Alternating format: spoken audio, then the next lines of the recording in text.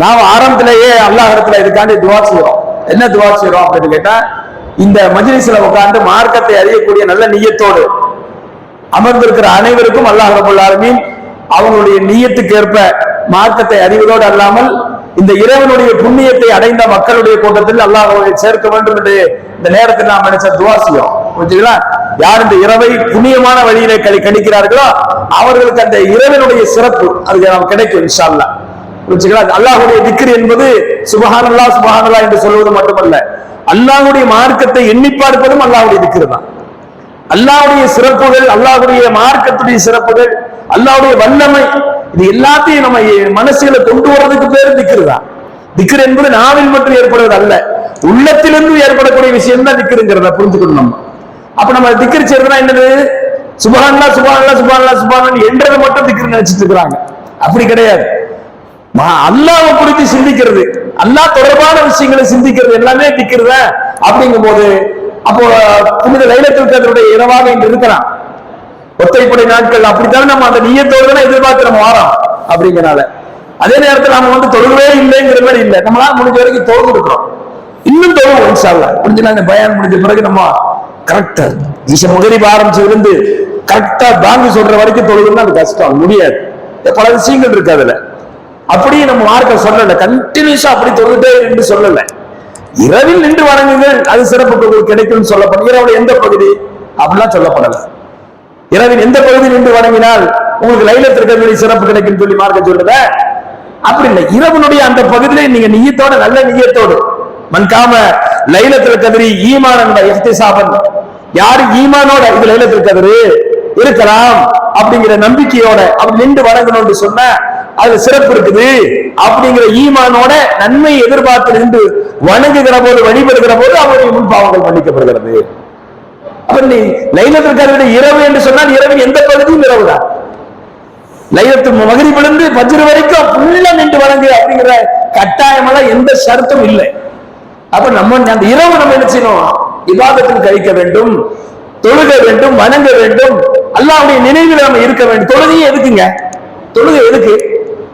அக்கினி ஸலாத்த லிதிக்ரி, என்னை நினைப்பதற்காக தொழுகணும் அல்லாஹ் சொல்றான். அல்லாஹ்வுடைய நினைவு ஏற்படுறதுதான் தொழுகையே. அப்ப நினைவு ஏற்படக்கூடிய அனைத்து அம்சங்களும் அது தொழுகையா இல்லையா? அது இபாதத்தா இல்லையா? இல்லை, அது இபாதத்து தான். புரிஞ்சுங்களா? நம்ம அல்லாஹ்வை நினைப்பதற்காக வேண்டி செய்யக்கூடிய எந்த காரியமும் இபாதத்து தான். அது தொழுகையின் வடிவத்தில் இருக்கலாம், குர்ஆன் ஓதக்கூடிய வடிவத்தில் இருக்கலாம், பயானாக இருக்கலாம், கேட்கறதாக இருக்கலாம், சொல்றதாக இருக்கலாம், எப்படியும் இருக்கலாம். ஆனா ஒரே ஒரு மக்சது மட்டும் நமக்கு கிடைக்கணும். என்னது? அல்லாஹ்வை பற்றி உண்டான பேச்சா இருக்கணும், அல்லாஹ் தொடர்பான பேச்சாக இருக்கணும். அதனாலதான் அக்கினி ஸலாத்த, நீங்கள் தொழுகை நிலைநாட்டுங்கள் லிதிக்ரி, என்னை நினைப்பதற்காக. அப்போ உயிரோட்டமே எங்க இருக்குது? தொழுகையினுடைய உயிரோட்டம். ஒருத்தர் தொழுகிறாரு, ஆரம்பத்துல லாஸ்ட் வரைக்கும் அல்லாஹ் பத்தி அவர் சிந்திக்கவே இல்லை, அப்படிங்கிறார், எந்திரிக்கிறார், முடிக்கிறார், ருக்கூ போடுறார், சஜ்தா பண்றாரு. இது தொழுகையான்னு கேட்டா உயிர் இல்லாத தொழுகை. ஏன்னு கேட்டா அதனுடைய அல்லாஹ்வை நினைப்பதற்காக தொழுவது அப்படிங்கிற கான்செப்ட் இல்லாம போயிடுது.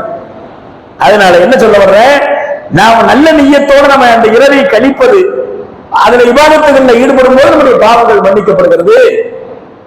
மற்ற சிறப்புகள் லைலத்துல் கத்ருக்கு என்ன இருக்கா நம்ம பேசுவோம். அடிப்படையா இந்த இரவனுடைய சிறப்பை பத்தி பேசணும். இன்றைக்கு நான் எடுத்துக் கொண்டிருக்கிற தலைப்பு என்னவென்று சொன்ன, வாழ்வியல் பயணம். அதாவது படைப்பின் துவக்கம் முதல் சொர்க்கத்தின் வாசல் வரை நடக்கக்கூடிய விஷயங்களை தொகுத்து வழங்குவது. பெருசா நீட்டமாக பேசாக இருந்தாலும் படிப்படியா படிப்படியா என்ன நடந்தது, என்ன நடக்கிறது, என்ன நடக்கும், நேற்று, இன்று, நாளை, இந்த மூன்று கான்செப்ட்லயும் மார்க்க என்ன பேசுது, நாம் என்ன அறிந்திருக்கிறோம், அதை ஒரு தடவை ஸ்கோரல் பண்ணி பாக்குறதா இன்னைக்கு பயான். கொஞ்சம் நிறுத்தி பார்க்கிறோம், நம்முடைய வாழ்க்கையை நம்ம நிறுத்தி பார்க்கிறோம். எங்கிருந்து தொடங்கலாம் அப்படின்னு கேட்டா, நமக்கு மார்க்கம் சொல்லக்கூடிய படைப்பினுடைய துவக்கம் எப்படி தொடங்குது? எதுவுமே படைக்கப்படலங்க, எதுவுமே இல்லாத ஒரு காலகட்டம் இருந்துச்சு. ஒன்லி ஒன் அல்லாஹ் ஒருத்தன் மட்டும்தான் இருந்தான். அல் அஹத் அல் வாஹித், லைஸ கபரஹு ஷையுன் வலைஸ பாதஹு ஷையுன். அன்றைக்கு அவனுக்கு முன்னால் எதுவுமே இருக்கல, ஒண்ணுமே இருக்கல, அல்லாஹ் மட்டும் இருக்கிற ஒரு காலகட்டம் இருந்தது. காலம் என்பது எதை வைத்து கணிக்கிறோம்? சூரிய சந்திரன் படைக்கப்பட்ட பிறகு அங்கிருந்து நாம் கணிக்கிறோம். எப்படி கணிக்கிறோம்? சூரியனுடைய சுழற்சி அடிப்படையாக வச்சு, பூமியினுடைய சுழற்சி அடிப்படையா வச்சு காலத்தை கணிக்கிறோம். சூரியன் சந்திரன் படைக்காததுக்கு முன்னாடி என்ன காலம் இருந்துச்சு? அதுக்கு என்ன எப்படி சொல்றது? அது எந்த வருஷம் சொல்றது? எத்தனாவது ஆண்டுன்னு சொல்றது? காலம் அது வருடம் இருந்துச்சா, மாசம் இருந்துச்சா, நேரம் இருந்துச்சா? ஒண்ணுமே இல்லை. ஏன்? சூரிய சந்திரனே இல்லையே. சூரிய சந்திரன் இல்லாத காலகட்டத்திலேயே காலம் இருந்தது. அந்த காலத்தில் அல்லாஹ் மட்டும் இருந்தார்.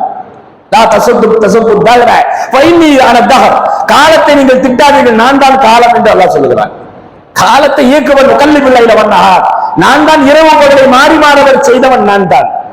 மாறி மாறி அதுக்கு முன்னாடி மாறி மாறி வர்றதுக்கு முன்னாடி அல்லாஹ்வே இருக்கிறான்.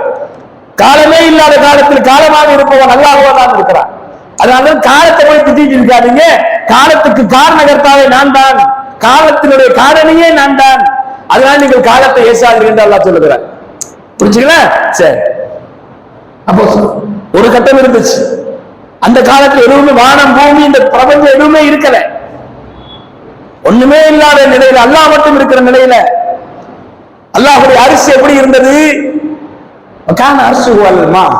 அப்போது தண்ணீர் மீது அல்லாஹ்வுடைய அரிசி அமைந்திருந்தது.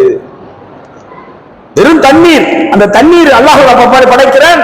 அந்த தண்ணீருக்கு மேல தன் அரிசை அமைத்திருக்கிறான். அப்படிப்பட்ட காலகட்டம் இருந்தது. பிறகு என்ன செய்யலாம்?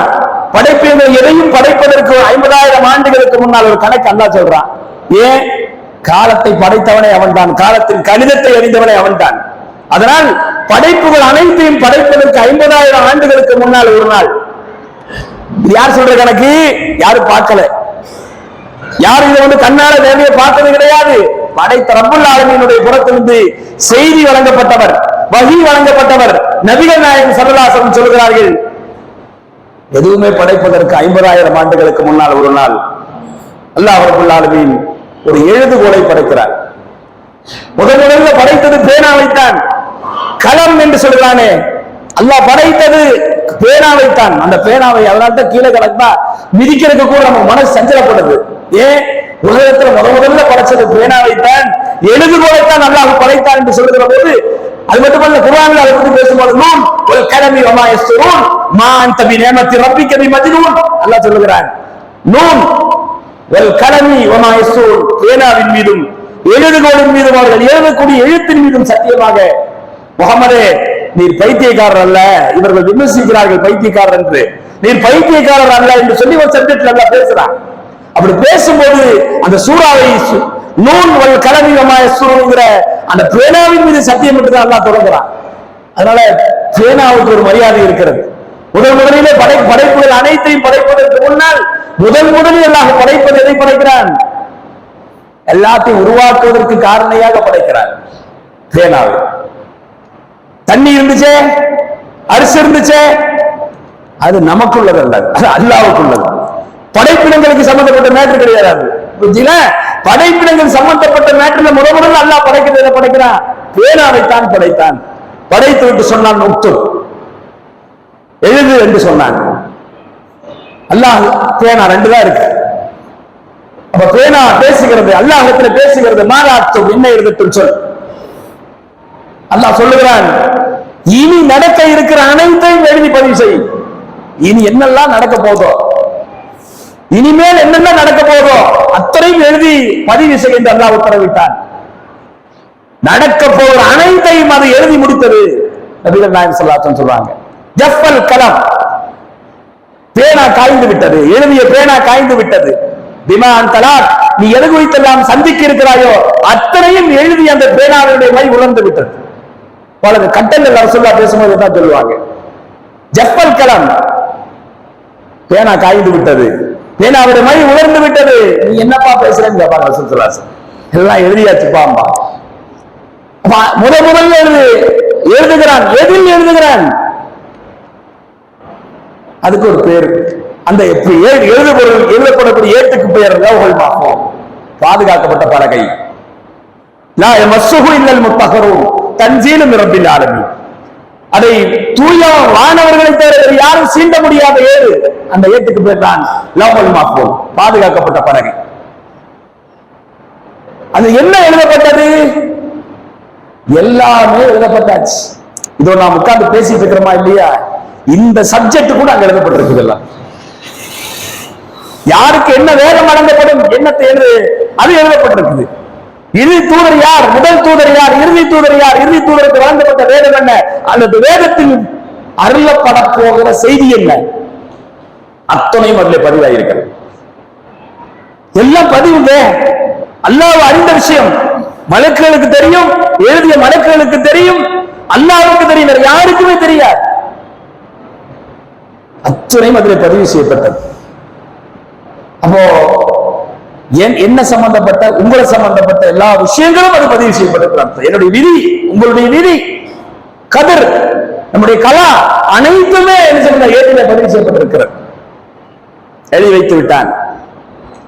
எழுதி வைத்து விட்டு பிறகு அல்லாஹ்வுடைய திட்டப்படி அடுத்தது என்ன செய்யறான்னு சொன்ன, வானம் பூமியை படைக்கிறான்.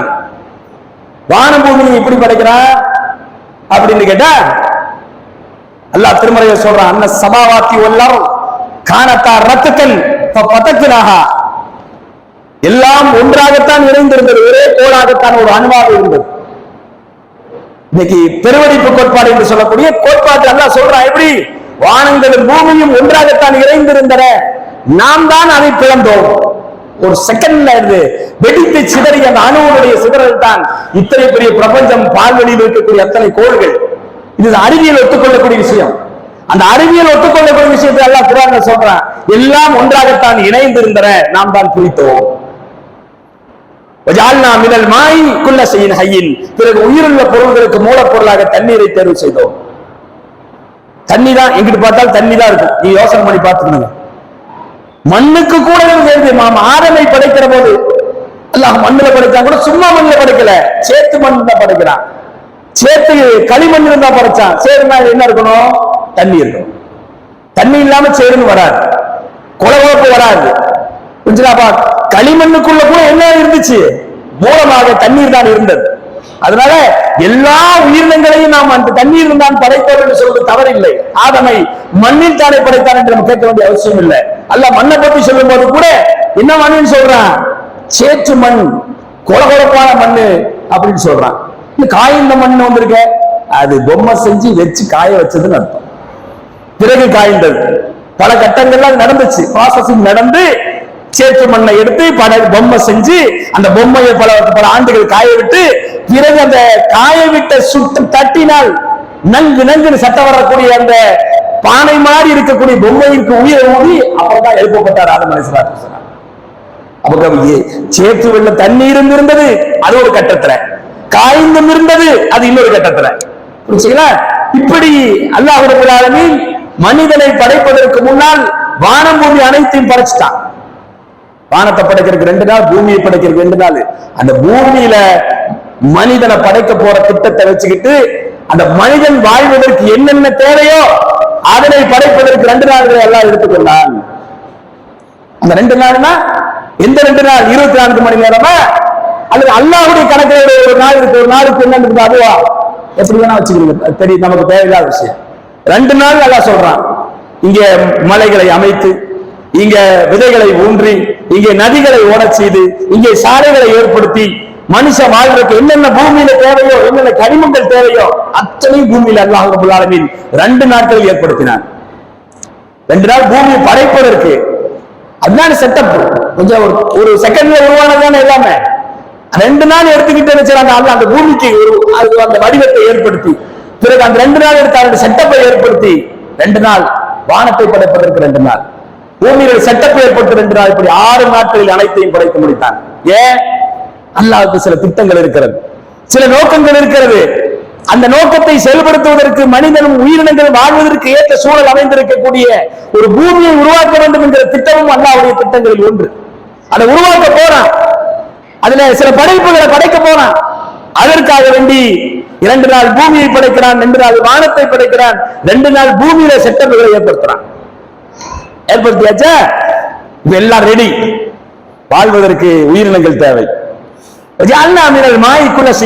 பூமியிலிருந்து, அதாவது நீரில் இருந்து அனைத்து உயிரினங்களை நாம் உருவாக்கிறோம் என்று சொல்றான். அப்போ அடிப்படை தண்ணி தான். ஆனால் இதுல வேறுபடக்கூடிய விஷயம் என்ன அப்படின்னு கேட்டா, மலைக்கு ஜின்னு மட்டும் வேறுபடுறாங்க. ஏன்? அவங்க தண்ணி இருந்து உருவாக்கப்படலன்னு அல்லாஹ்வே சொல்றான். அல்லாஹ்வுடைய தூதரே சொல்றாங்க. அவங்க தண்ணியிலிருந்து படைக்கப்படல, வானவர்கள் எதிலிருந்து படைக்கப்படுறாங்க? ஒளியிலிருந்து படைக்கப்பட்டார்கள், நூறிலிருந்து படைக்கப்பட்டாங்க. ஜின்னு என்று சொல்லக்கூடிய இனம் ஒன்று இருக்கிறது. அவரும் நம்ம மாதிரி பகுத்தறிவு கொடுக்கப்பட்டவர்கள், மார்க்கம் கொடுக்கப்பட்டவர்கள், வேதத்தை ஏற்க வேண்டியவர்கள், பகுத்தறிவு உள்ளவர்கள், குடும்ப புத்தி உள்ளவர்கள். அவர்களுக்கும் வாழ்க்கை உண்டு, அவர்களுக்கும் மரணம் உண்டு, அவர்களுக்கும் சொர்க்கம் உண்டு, அவர்களுக்கு நரகம் உண்டு. நம் கண்களுக்கு அகப்படாத ஒரு படைப்பு ஜின்னு. நமக்கு அவர்கள் அடிமையும் இல்லை, அவர்களுக்கு நாம் அடிமையும் இல்லை. அது தனியணும், நாம தனியணும். ஆனா என்ன, சைத்தான் ரெண்டு பேத்துக்கு பொதுவாக இருந்து கொண்டு அவர்கள் கொஞ்சம் பேரை எடுத்துக்கொண்டான், இவர்கள் கொஞ்சம் பேரை எடுத்துக்கொண்டார். யாரு? ஜின்களினுடைய தலைவனாக இருக்கக்கூடிய இப்லீஸ். வரலாறு தெரியும், அந்த சம்பந்தமான எல்லாமே தெரியும். அவங்கள கொஞ்சம் பேர்த்தை எடுத்துக்கிட்டான், இவங்கள கொஞ்சம் பேர்த்தை எடுத்துக்கிட்டான். அப்படி எடுத்துக்கொண்டவர்களுக்கு பேர் சைத்தான். அவன் மனிதனில் இருந்தாலும் சரி, ஜின்னில் இருந்தாலும், ஜின்னத்தி வன்னாஸ், அந்த சைத்தான்கள் எங்கே இருக்கிறார்கள்? மனிதர்களிலும் இருக்கிறார்கள், ஜின்களிலும் இருக்கிறார்கள். அவங்க பேர் தான் சைத்தான். புரிஞ்சுக்கல? அல்லாஹ் விட்டு தூரமாக்கக்கூடிய எந்த அம்சமாக இருந்தாலும் அதற்கு பேர் சைத்தான் தான். சைத்தான் என்று சொல்லக்கூடிய சொல்லுக்கு பேரு அர்த்தமே என்ன தெரியுமா? தூரமாக்குதல் அர்த்தம். ஒரு விஷயத்தை அல்லாஹ் இடத்துல அப்புறப்படுத்தி அல்லாஹ் தள்ளி கொண்டு எதெல்லாம் கொண்டு போவோமோ அது எல்லாமே சைத்தான் தான். புரிஞ்சுக்கல? அது யாராக இருந்தாலும் எதுவாக இருந்தாலும் சரி, அது மனிதர்கள் இருக்கலாம், அது ஜின் இனத்தில் இருக்கலாம். அப்போ அல்லாஹ் ரப்பல் ஆலமீன் வானவர்களை ஒளியிலிருந்து படைத்தான். அவர்களும் பூமியிலும் வானத்திலும் வாழ்ந்து கொண்டிருந்தார்கள், அல்லாஹ்வை வணங்கி கொண்டிருந்தார்கள், தஸ்பீஹ் செய்து கொண்டிருந்தார்கள். பிறகு மெதுவாக பகுத்தறிவு வழங்கப்பட்ட படைப்பாக இருக்கக்கூடிய ஜின்கள் படைக்கப்பட்டார்கள். இரண்டாவது ஜின்ன படைக்கிறான். அவர்களும் நெருப்பிலிருந்து அல்லாஹ் அவர்களை படைத்தான், தண்ணீர் இருந்து அவர்களை படைக்கல. தண்ணீர் இருந்து படைக்காம நெருப்பிலிருந்து படைத்த, நெருப்பினுடைய சத்து மூல சத்திலிருந்து அவர்கள் படைக்கப்படுறார். ரெண்டு இனம் வாழ்ந்துட்டு இருக்குது. யாரு? வானவர்களும் ஜின்னும் வாழ்ந்துட்டு இருக்கிறாங்க. இப்போ ஜின்னுடைய இனத்தில் இருக்கக்கூடிய ஒருத்தன் அவங்களுடைய மூலப்பிதா, எப்படி மனித குலத்துக்கு மூலப்பிதா ஆதமோ, அதே மாதிரி ஜின்னுடைய மூலப்பிதா யாருன்னு கேட்டா அவனுக்கு பேர் இப்லீஸ்.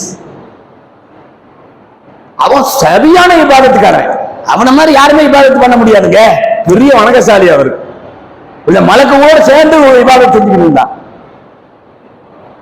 அப்பதான் அல்லாஹ் தஆலா மெதுவா நினைச்சிடா மூணாவது படைப்பை பத்தி பேச்ச கொண்டு வர்றான். மலக்குகளை ஜின்னிகளையும் இதுக்கு வச்சுக்கிட்டு பேசுறான். இது கால ரப்புக்கலில் மலாயிகத்தி இன்னி ஜாயிலும் பில் அர்தி கலீஃபா. மலாயிகத்துமார்களை பார்த்து அல்லாஹ் சொன்னான், நான் பூமியிலே வாழையடி வாழையாக வாழப்போகிற ஒரு சமூகத்தை படைக்கப் போகிறேன், புதிய படைப்போடு படைக்கப் போகிறேன். அப்ப மலக்குகள் கேட்கிறாங்க, அல்லாஹ் இந்த எண்ணத்துக்கு நாங்க தான் இருக்கிறோம்ல, நாங்களும் இருக்கிறோம், ஜின்னுகளும் இருக்கிறாங்க, எதுக்கு பகுத்தறிவு கொடுக்கப்பட்ட படைப்புன்னு சொல்லி படைச்சு வச்சிருக்கீங்க, பாருங்க ஒன்னொரு சேட்டை பாருன்னு சொல்லி ஜின்னை பார்த்து மலக்குகள் சொல்றாங்க. ஒரே அடிச்சுக்கு இவனை அவனை அடிக்க, அவன் இவனை அடிக்க, ரத்தம் ஒழுகிட்டு சுத்திட்டு இருக்கிறாங்களே, இவங்க மாதிரி தானே அவங்களும் இருக்க போறாங்க, எதுக்கு நீ படைக்கிற? பூமியில பசாது பண்ணக்கூடியவர்களை நீ படைக்க போகிறாயா? ரத்தத்தை அடித்து சிந்தி கொள்ளக்கூடிய ஒரு படைப்பை நீ படைக்க போகிறாயா?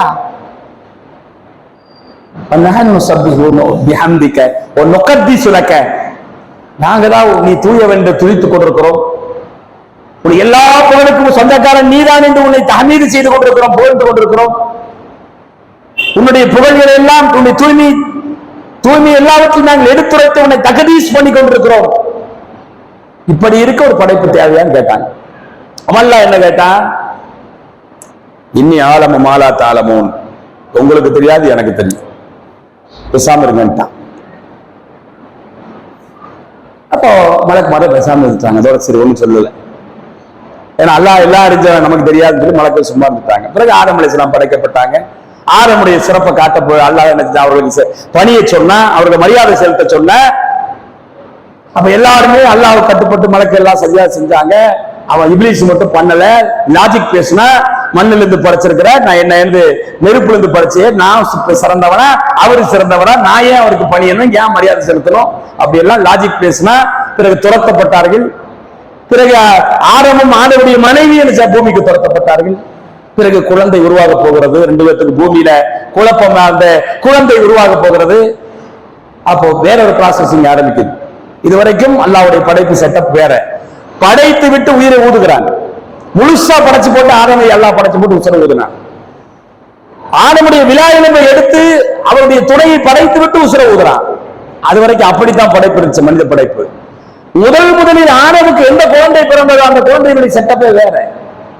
தாயும் தந்தையும் இணைந்து அவர்கள் தாம்பத்திய உறவு கொண்டு பிறகு 40 நாட்கள் ஏற்படுகிற போது கருவாகி பிறகு இன்னொரு 40 அப்படியே செட்டப் வளர்ந்து 120 நாட்கள் ஏறுகிற போது இன்னொரு அறிவிப்பில வெறும் 40 நாள்கள் ஆன பிறகு அல்லாஹ் ரப்பல் ஆலமீன் ஒரு விசேஷமா ஒரு மலக்கை இறக்கி வச்சான். அது கருவுக்குனே வந்து நியமிக்கப்பட்ட மலக்கு வர்றாரு. வந்து நினைச்சார் 4 விஷயத்தை பதிவு செய்யறார். அந்த மனிதனுடைய வாழ்வாதாரம் என்ன, அவனுடைய ஆயுள் என்ன, அவனுடைய என்னென்ன செய்ய போறான், அதே மாதிரி அவன் நற்பாக்கியங்களுக்குரியவனா துர்பாக்கியத்துக்குரியவனா எல்லாமே தாயினுடைய வயிற்றில் 40 நாளிலேயே பதிவு செய்யப்படுகிறது. ஒரு அறிவிப்பிலே 40 நாள்ல நடக்குது. எல்லாம் பதிவாயாச்சு, தலைவிதி எழுதப்படுது. இது 2வது. ஏற்கனவே படைப்புகளை படைப்பதற்கு 50,000 ஆண்டுக்கு முன்னாடி ஒரு தடவை. 2வது அது மொத்தமாக எழுதப்பட்டது, எல்லாம் சேர்ந்து எழுதப்பட்டது. பிறகு தாயினுடைய வயிற்றிலே மனிதன் பிறக்கிற போது, ஆதமுடைய முதல் பிள்ளை பிறக்கிற போது அவனுடைய வயிற்றில் வைத்து, தாயினுடைய வயிற்றில் வைத்து 40 நாட்களில் வைத்து அவனுடைய உயிர் ஊதப்பட்டு அவனுடைய வாழ்வாதாரம் ரிஸ்க் என்ன, அவனுடைய ஆயுள் என்ன, அவனுடைய செயல்கள் என்ன, அவன் நற்பாக்கியங்களுக்குரியவனா துர்பாக்கியங்களுக்குரியவனா என்று அனைத்து 4 விஷயங்களும் பதிவு செய்யப்படுகிறது என்று நபி ஸல்லல்லாஹு அலைஹி வஸல்லம் சொன்னார். அப்ப தலையெழுத்து அங்கே ஒன்று எழுதப்படும். 3வது தான் இங்க என்ன செய்யுது, அல்லாஹ் ரப்பல் ஆலமீன் வருடாவட்ட ஒரு மனுஷனுக்கு நினைச்சான். இன்னைக்கு இந்த வருஷத்துக்கு உள்ள மொத்த பட்ஜெட்டை அல்லாஹ் முழுசா ஒரே தடவையில பதிவு செய்யாம எல்லாத்தையும் என்ன செய்ய ஒரே தடவையில ஏற்றாம அந்தந்த வருஷத்துக்கு வேண்டியதை மட்டும் நினைச்சு அல்லாஹ் இறக்கி வைக்கிறான், மலக்குடைய கையில ஒப்படைக்கிறான். அது எப்ப ஒப்படைக்கிறான்?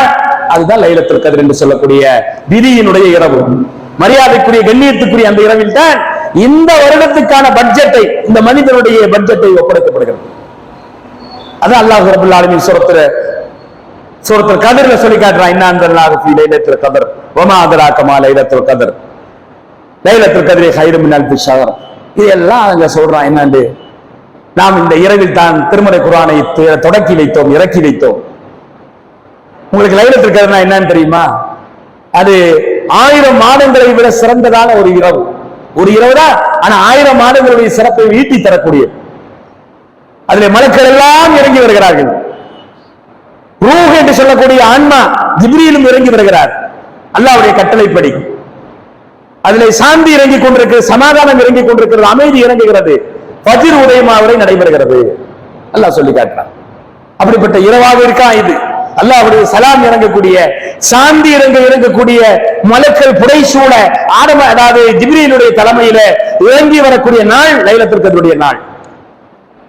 இப்படி 3 விதிகளை கடந்து அல்லாஹ் ரப்பல் ஆலமீன் நம்மை தாயினுடைய வயிற்றிலே இருக்கிற போது நமக்கு உயிர் ஊதி நம்முடைய ஆயுளை எழுதி, அதே போன்று நம்முடைய அமலை எழுதி நாம் நற்பாக்கியங்களுக்குரியவரா துர்பாக்கியங்களுக்குரியவரா என்று எழுதுகிறானே, அந்த நாளை குறித்து நாம் எண்ணி பார்க்க வேண்டும். அந்த நாள் நாம் ஒன்றும் அறியாதவர்களாக இருந்தோம், ஒண்ணுமே தெரியாமத்தான் அந்த தாயுடைய வயிற்றில் இருந்தோம். நாம் கடந்து வந்த பாதைகளை சிந்தித்து பார்த்துக் கொண்டிருக்கிறோம். நீ கடக்க வேண்டிய பாதைகளும் இருக்கிறது, அதையும் சொல்லுவோம். லேசாக மலரும் நினைவுகளாக அந்த கடந்த பயணத்திலே நிகழ்ந்தவற்றை நாம் நினைத்து பார்க்க வேண்டுவதற்காக சொல்லுகிறேன். அப்போ ஒன்னும் தெரியாத சிசுக்களாக இருந்தோம். இதை நல்லா பேசுறான். நான் எப்படி இருந்தேன் தெரியுமா? வல்லாஹு அக்ரஜக்கும் மின் புத்தூனி உம்மஹாத்திக்கும் லா தஅலமுன ஷையன் வஜஅலக்கும் ஸமா வல் அப்சார வல் அஃபீதா கலீலம் மா தஷ்குரூன். நீங்கள் ஒரு தாயினுடைய வயிறுகளில் நீங்கள் இருக்கிற போது ஒன்றும் அறியாதவர்களாக இருந்தீர்கள். உங்களுக்கு ஒண்ணுமே தெரியாது, கருப்பா சவப்பான்னு தெரியாது, இனிப்பா கசப்பான்னு தெரியாது, நல்லவனா கெட்டவனான்னு தெரியாது, இரவா பகலா என்று தெரியாது, எதுவும் தெரியாது உங்களுக்கு தாயுடைய வயிற்றில் இருக்கிற போது. பிறகு அந்த நிலையில் தான் மோரனாக ஒன்றும் அறியாதவனாக இருக்கிற நிலையில் அல்லாஹ் உங்களை உங்களுடைய தாயினுடைய வயிறுகள் என்று வெளியேற்றினான்.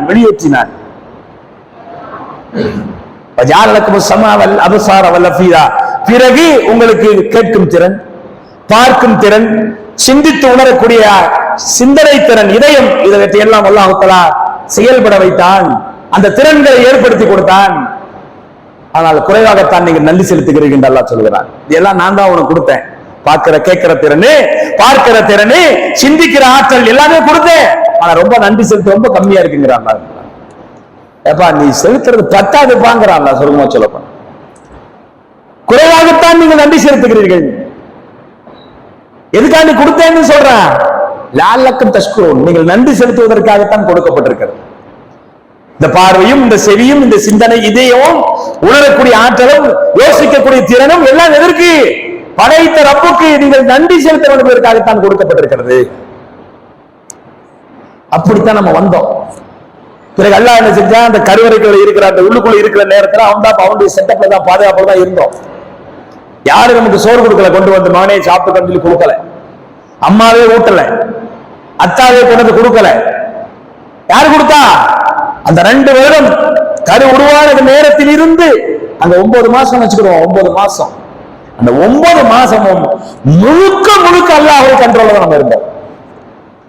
100% யாருடைய கண்ட்ரோல்? படைச்ச ரப்பு தான் எனக்கு உணவூட்டினான், என்னை ஆரோக்கியமாக வைத்திருந்தான், என்னுடைய கண்களுக்கு எந்த பாதிப்பும் வராமலும், என் காதுகளுக்கு எந்த பாதிப்பும் வராமலும், என் சிந்தனை திறனுக்கு எந்த பாதிப்பும் வராமல் ஒரு சின்ன சதைய லேசா மாத்தி விட்டா போவாங்க இந்த கருவுல, அத்தனை மாறி டோட்டலா எதையும் மாறாமல் பக்குவமாக அல்லாஹ் வைத்து வளர்க்கிறான். எப்படி வளர்க்கிறான்?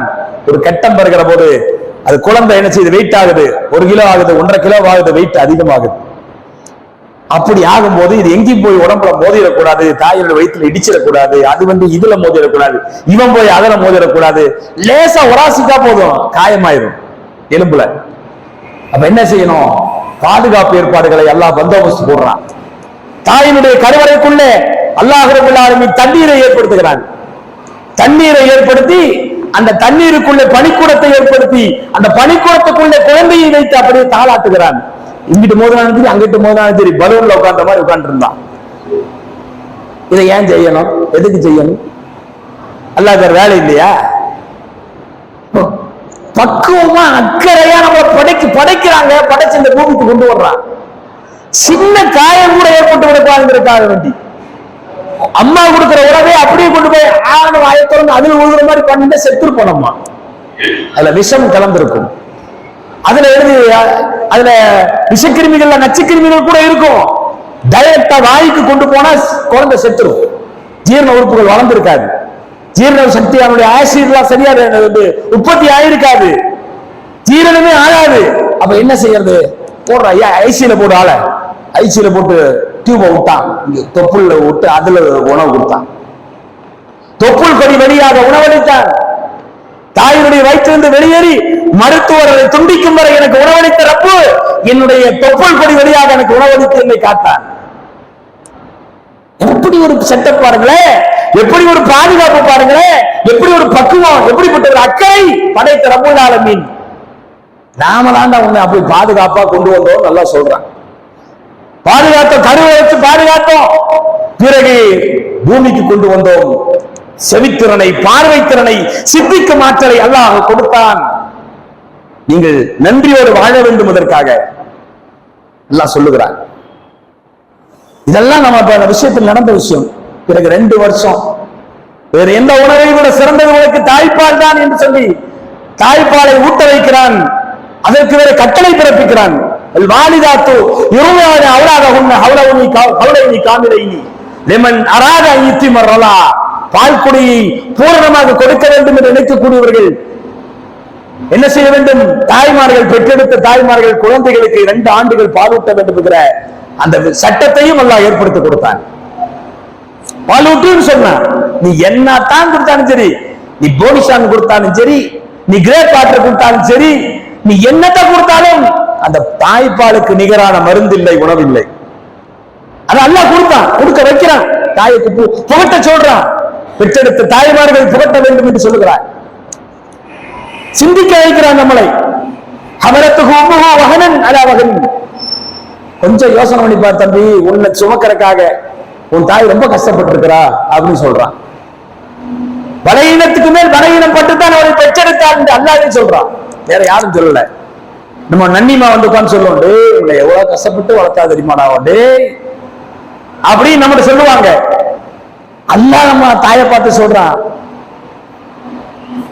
பெற்றவர்களுக்கு நீங்க எஹ்சான் செய்யுங்க, கண்ணியமா நடத்துங்க, அவங்களுக்கு உபகாரம் செய்யுங்க. உன்னை பெற்றெடுத்த தாய் உன்னை பலவீனத்துக்கு மேல் பலவீனமாக இருந்து கொண்டுதான் உன்னை சுமந்து அடைந்தாள். அதனால கொஞ்சம் யோசனை பண்ணி பார்த்து அவங்களுக்கு கண்ணியமா நடந்துக்கோ, அவங்களுக்கு மரியாதை செய்ய, உபகாரம் செய்ய அப்படி நல்லா சொல்றான். இப்படி வந்தவர்கள் பூமிக்கு. பிறகு 2 ஆண்டுகள் நல்லது கெட்டது தெரியாது, மண்ணை தூக்கி தின்னுக்கிட்டு இருந்தோம், கல்ல எடுத்து வாயில போட்டுக்கிட்டு இருந்தோம். புரிஞ்சா? மலம் எது சோறு எது என்று தெரியாது. அம்மா கவனிக்காமல் இருந்தால், தாய் கவனிக்காமல் இருந்தால், மூத்த எடுத்து விளையாடி அதை வாயில வைத்தான். வைத்தோம் என்ன வைத்தான், வைத்தோம். மலத்தை எண்ணி கையில வச்சு வாயில வச்சுக்கிட்டு இருந்தான். தெரியாது அவனுக்கு மலம் என்றால் என்னன்னு தெரியாது, உணவு என்றால் என்னன்னு தெரியாது. நம்ம தாயை வந்துடுச்சு சுத்தி சுத்தி வர வச்சான். ஒவ்வொரு நிமிடமும் ஒவ்வொரு வினாடியும் தாயினுடைய கண்காணிப்பிலே நம்மை வளர வைத்தார். மண்ணை திங்கிடக்கூடாது, மூத்திரத்துல கை வச்சிடக்கூடாது, குளிர் அடிக்கும், காய்ச்சல் அடிக்குது, தலைவலிக்குது, என் பிள்ளைக்கு பசிக்குது, என் பிள்ளைக்கு இந்த ட்ரெஸ் போட்டு அழகா இருக்கும். தொழுகையை கூட விட்டு போட்டு தெரு தெருவா அலையுதுங்க நம்ம தாய்மார்கள். எதுக்கு? பெத்த சின்ன குழந்தைக்கு ட்ரெஸ் எடுக்கிறதுக்கு ஒரு 57 கடை ஏறி இறங்கி 27 ட்ரெஸ் எடுத்துட்டு பார்த்து அது ஒரு சந்தோஷம். அதுக்கு தானே ட்ரெஸ் போட்ட மாதிரி சந்தோஷப்படுறது. அது போடுற அந்த குழந்தை கூட தெரியாது என்ன ட்ரெஸ் போட்டிருக்கோன்னு. ஆனால் அதை பார்த்து தாய் மகிழ்ச்சி அடைகிறாள்.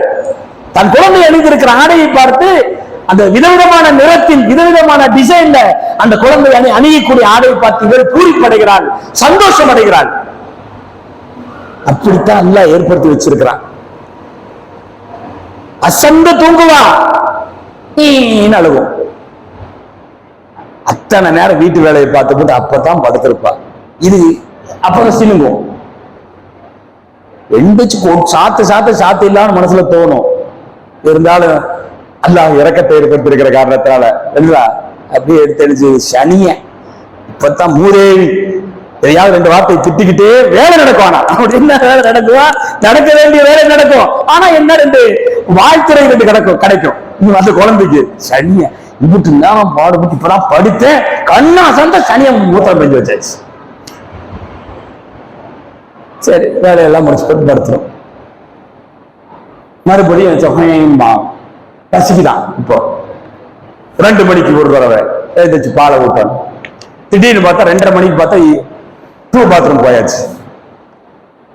இரவுல தூக்கம் இல்லை, தாய்க்கு தூக்கம் இல்லைங்க. ஆனால் அவள் தொடர்ந்து செய்கிறாள். என்ன எதிர்பார்த்து, என்ன கைமாறுக்காக வேண்டியதை செய்கிறாள். ஒண்ணுமே இல்லைங்க. இவன் அப்படி செய்வான், இப்படி செய்வான், அப்படி செய்வான் கனவெல்லாம் இல்லைங்க. அல்லாஹ் அந்த அன்பை ஏற்படுத்தி வைத்திருக்கிறார். பெற்றெடுத்த குழந்தைகள் மீது, தன் ரத்தத்தின் மீது, தன்னுடைய உடலின் ஒரு அங்கமாக திகழக்கூடிய, உயிரின் ஒரு அங்கமாக இருக்கக்கூடிய தங்கமே என்று சொல்லி தன் வச்சு கொண்டிருந்தது. பாசம் காட்டக்கூடிய, அன்பு காட்டக்கூடிய அந்த உணர்வை உற்பத்தி செய்தது யார்? படைத்த ரப்புல் ஆலமீன் ஏற்படுத்திய உணர்வு இல்லையா? பாசம் இல்லையா? அந்த 2 வயசுல தூக்கி குப்பை தொட்டியில போட்டு போயிடலாம் நம்மள. இந்த சனியை நமக்கு என்னத்துக்கு சொல்லி ஆஸ்பத்திரியில விட்டு வந்திருக்கலாம். ஆனால் வச்சு பாராட்டி சீராட்டி வளர்த்து கொண்டு பிறகு 2 வயசு தாண்டி பிறகு அவன் டவுசர் போட்டு நடக்கிற காலம் வந்த பிறகு பள்ளிக்கூடம் போற வரைக்கும் அவனை சுமந்து கொண்டு போய் விட்டு அதை பண்ணி இதை பண்ணி ஆட்டால ஏத்தி வேன்ல ஏத்தி தோல்ல ஏத்தி எல்லாம் வளர்த்து ஆளாக்கி இளைஞனாக்கி மனமுடித்து வைத்து முதுமை பருவத்தை அடைகிறான். முதுமை பருவத்தை தாண்டுகிறான். எல்லாம் ஒண்ணு முடியல. என்ன கொடுத்தோம் என்ன எடுத்தோம்னு தெரியல அவருக்கு. யார் என்று கேட்கிறான் பிள்ளைகிட்ட. யாரு? நீ இல்லாம வாழ்க்கையே இல்லைங்க. தூக்கி வச்சு கொஞ்சிற தாய், தூக்கி வச்சு கொஞ்சிற தந்தை தான் பெற்றெடுத்த பிள்ளையை கேட்கிறார், நீ யாரு? அந்த நிலையை நீங்கள் எய்துவீர்கள். நல்லா குர்ஆன்ல சொல்றான். பலவீனம் பிறகு பலம் பிறகு பலவீனம். தன்னை பற்றியே அறியாத ஒரு தருணம் ஒன்று வரும். அப்படிப்பட்ட காலத்தை அடைந்த பிறகு எவ்வளவோ கஷ்டப்பட்டு எவ்வளவோ இது பண்ணி வீடு வாச அதை உருவாக்கி குழந்தை குட்டிகளை உருவாக்கி கல்யாண காட்சியில் பண்ணி எல்லாம் பண்ணி இன்றைக்கு முதுமை அடைந்து நிற்கிறான். முதுமை அடைந்து நிற்கிற நேரத்தில் அல்லாஹ் சொல்லுகிறான், உனக்கு என்று நியமிக்கப்பட்ட மலக்கு அவர் வருகிறார். கொல் எத்தவஃபாக்கும் மலக்குல் மௌத்தில்லதி உக்கீலபிக்கும் சும்ம இலா ரப்பிக்கும் துர்ஜஊன். அல்லாஹ் சொல்லி காட்டுகிறான், உங்களுக்கென்று நியமிக்கப்பட்ட மலக்கு உங்களை நோக்கி வருவார். அப்படின்னா என்ன அர்த்தம்? என் பின்னாடியே ஒரு மலக்கு சுத்திட்டு இருக்கிறார் என்ற உசுர பிடிக்கிறதுக்குன்னே ஒருத்தர் சுத்துறார். அவருடைய வேலை என்னன்னு கேட்டா, ஒவ்வொரு மலக்குக்கும் ஒரு வேலை கொடுக்கப்பட்டிருக்கு. அவங்க அந்த வேலையை பார்ப்பாங்க. இந்த மலக்குள் மௌத் என்று சொல்லக்கூடிய இவருக்குள்ள பணி என்ன என்று கேட்டா வேற எதுவும் கிடையாது. நீ பிறப்பதற்கு முன்னால் உனக்கென்று விதி எழுதப்பட்டாச்சு.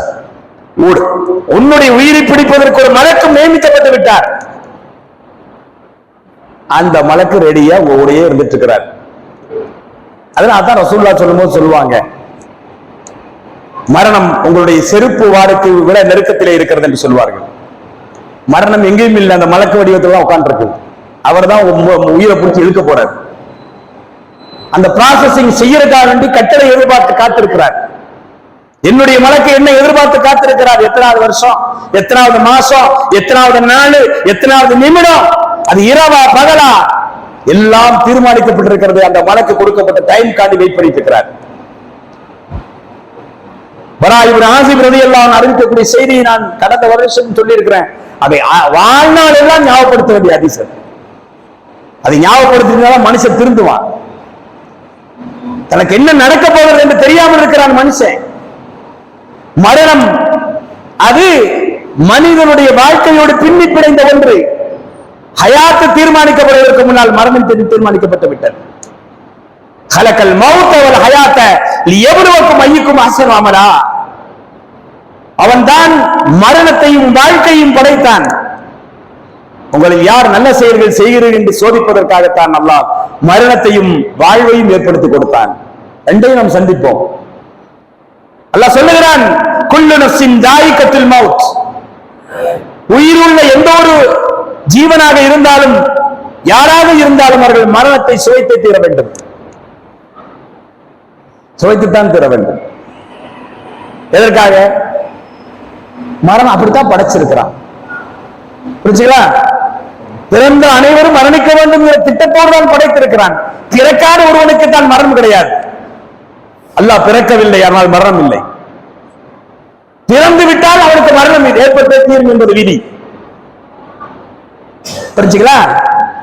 அப்போ வாழ்க்கை என்பதை பற்றி குறிப்பிடுவதற்கு முன்னால் மரணத்தை குறிப்பிடுகிறான். ஹலக்கல் மௌத, மௌத்தை படைத்தான்.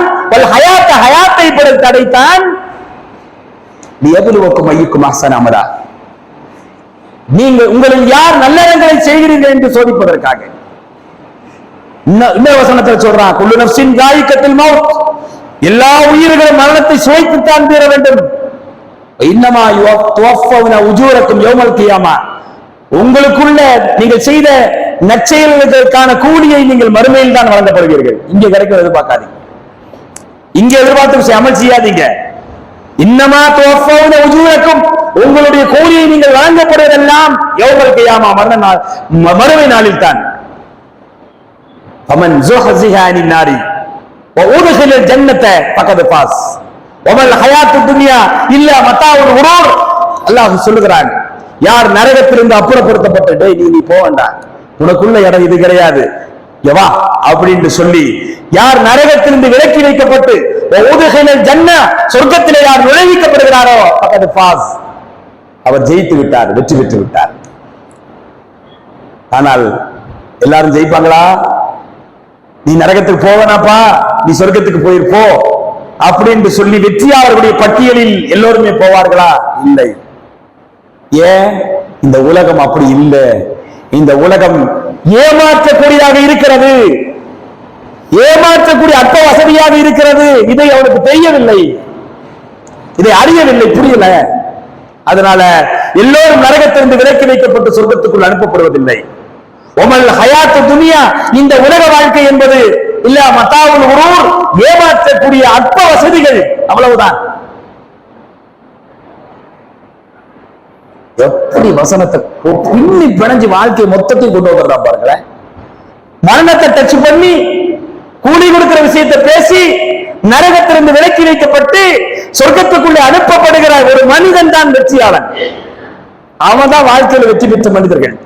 கோடி கோடியா மில்லியன் மில்லியனா பணம் வைத்திருந்தாலும் ஒரு நாட்டினுடைய வல்லரசுடைய அதிபராக இருந்தால் வெற்றியாளன் கிடையாது. யார் வெற்றியாளன்? யார் வெற்றியாளன்? இந்த உலக வாழ்க்கை ஏமாற்றக்கூடியது என்பதை புரிந்து கொண்டு ஜாக்கிரதையாக இருந்து ஈமானை காத்து நல்லறங்கள் செய்து நரகத்திலிருந்து விலக்கி வைக்கப்பட்டு சொர்க்கத்துக்குள்ள எவன் அனுப்பி வைக்கப்படுகிறானோ அவன் தான் வெற்றியாளன். பக்கத்து பாஸ் ஆயிட்டான். ரெண்டு ஒண்ணுதான். புரிஞ்சுங்களா? அப்படி அல்லாஹ் திருமறையில் எச்சரிக்கிறான். ஆனா இந்த ஊதப்பட்ட உயிர் என்னுடைய தாயினுடைய வயிற்றில் 40 நாள் சிசுவாக இருந்த போது என்னுடைய உயிர் ஊதப்பட்டது. எனக்கு 50 வருடம் ஆகிறது என்று வைத்துக் கொள்வோம். 50 வருஷம் இந்த உடலுக்கும் என்னுடைய இந்த உயிருக்கும் மிகப்பெரிய கனெக்ஷன். என் உயிர் வளர்ந்ததா இல்லையா என்று தெரியவில்லை. ஆனால் அந்த உயிர் எந்த உடலுக்குள்ளே குடியிருந்ததோ அந்த உடல் வளர்ந்திருக்கிறது. நான் 3 கிலோவாக தாயினுடைய வயிற்றிலிருந்து வெளியே வந்தேன். பிறகு கொஞ்சம் கொஞ்சமாக என் உடல் வளர்ந்தது. எலும்புகள் வளர்ந்தன, என் சதை வளர்ந்தது, என்னுடைய அங்க அவயவங்கள் வளர்ந்தன. இன்றைக்கு நான் 65 கிலோ 70 கிலோ இருக்கிறேன் என்று சொன்னால் என் உடல் வளர்ந்திருக்கிறது. அறிவு வளர்ந்ததா? என்னுடைய ஆன்மீக முன்னேற்றம் வளர்ந்ததா?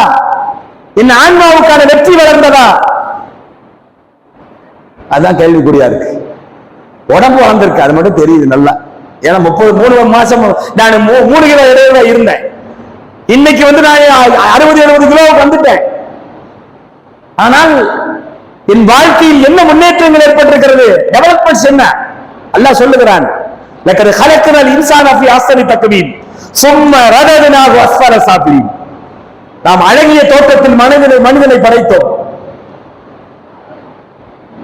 உச்சாணிக்குள்ள கொண்டு உட்கார வைக்கிறான் அல்லாஹ் ரப்பல் ஆலமீன். நாம படைச்ச படைப்புலையே கிளி அழகல்ல, சிங்கம் அழகல்ல, முயல் அழகல்ல, சூரியன் அழகல்ல, சந்திரன் அழகல்ல, நதிகள் அழகல்ல, கடல்கள் அழகல்ல, வண்ணமயமான எந்த பொருளும் அழகல்ல. நான் படைத்த படைப்பிலேயே மிகப்பெரிய அழகு யார் தெரியுமா? மனிதன். லக்கத் ஹலக்னல் இன்சான ஃபீ அஹ்ஸனி தக்வீம். அழகிய கோலத்தில் நாம் மனிதனை படைத்தோம். மேல புத்தி போட்டு உட்கார வச்சாச்சா, தப்புன்னு கீழே போட்டான் அல்லாஹ் ரப்பல் ஆலமீன். சும்ம ரதத்னாஹு அஸ்ஃபல சாஃபிலீன். கீழ்மட்டத்தில் அவனை கொண்டு விட்டுட்டாங்க. உச்சாணி கொம்பில் அழகிய தோற்றத்தில் இருக்கிற மனிதன் உயர்ந்த நிலையில் இருந்தாலும் அவன் கீழே போய் விடுவான்.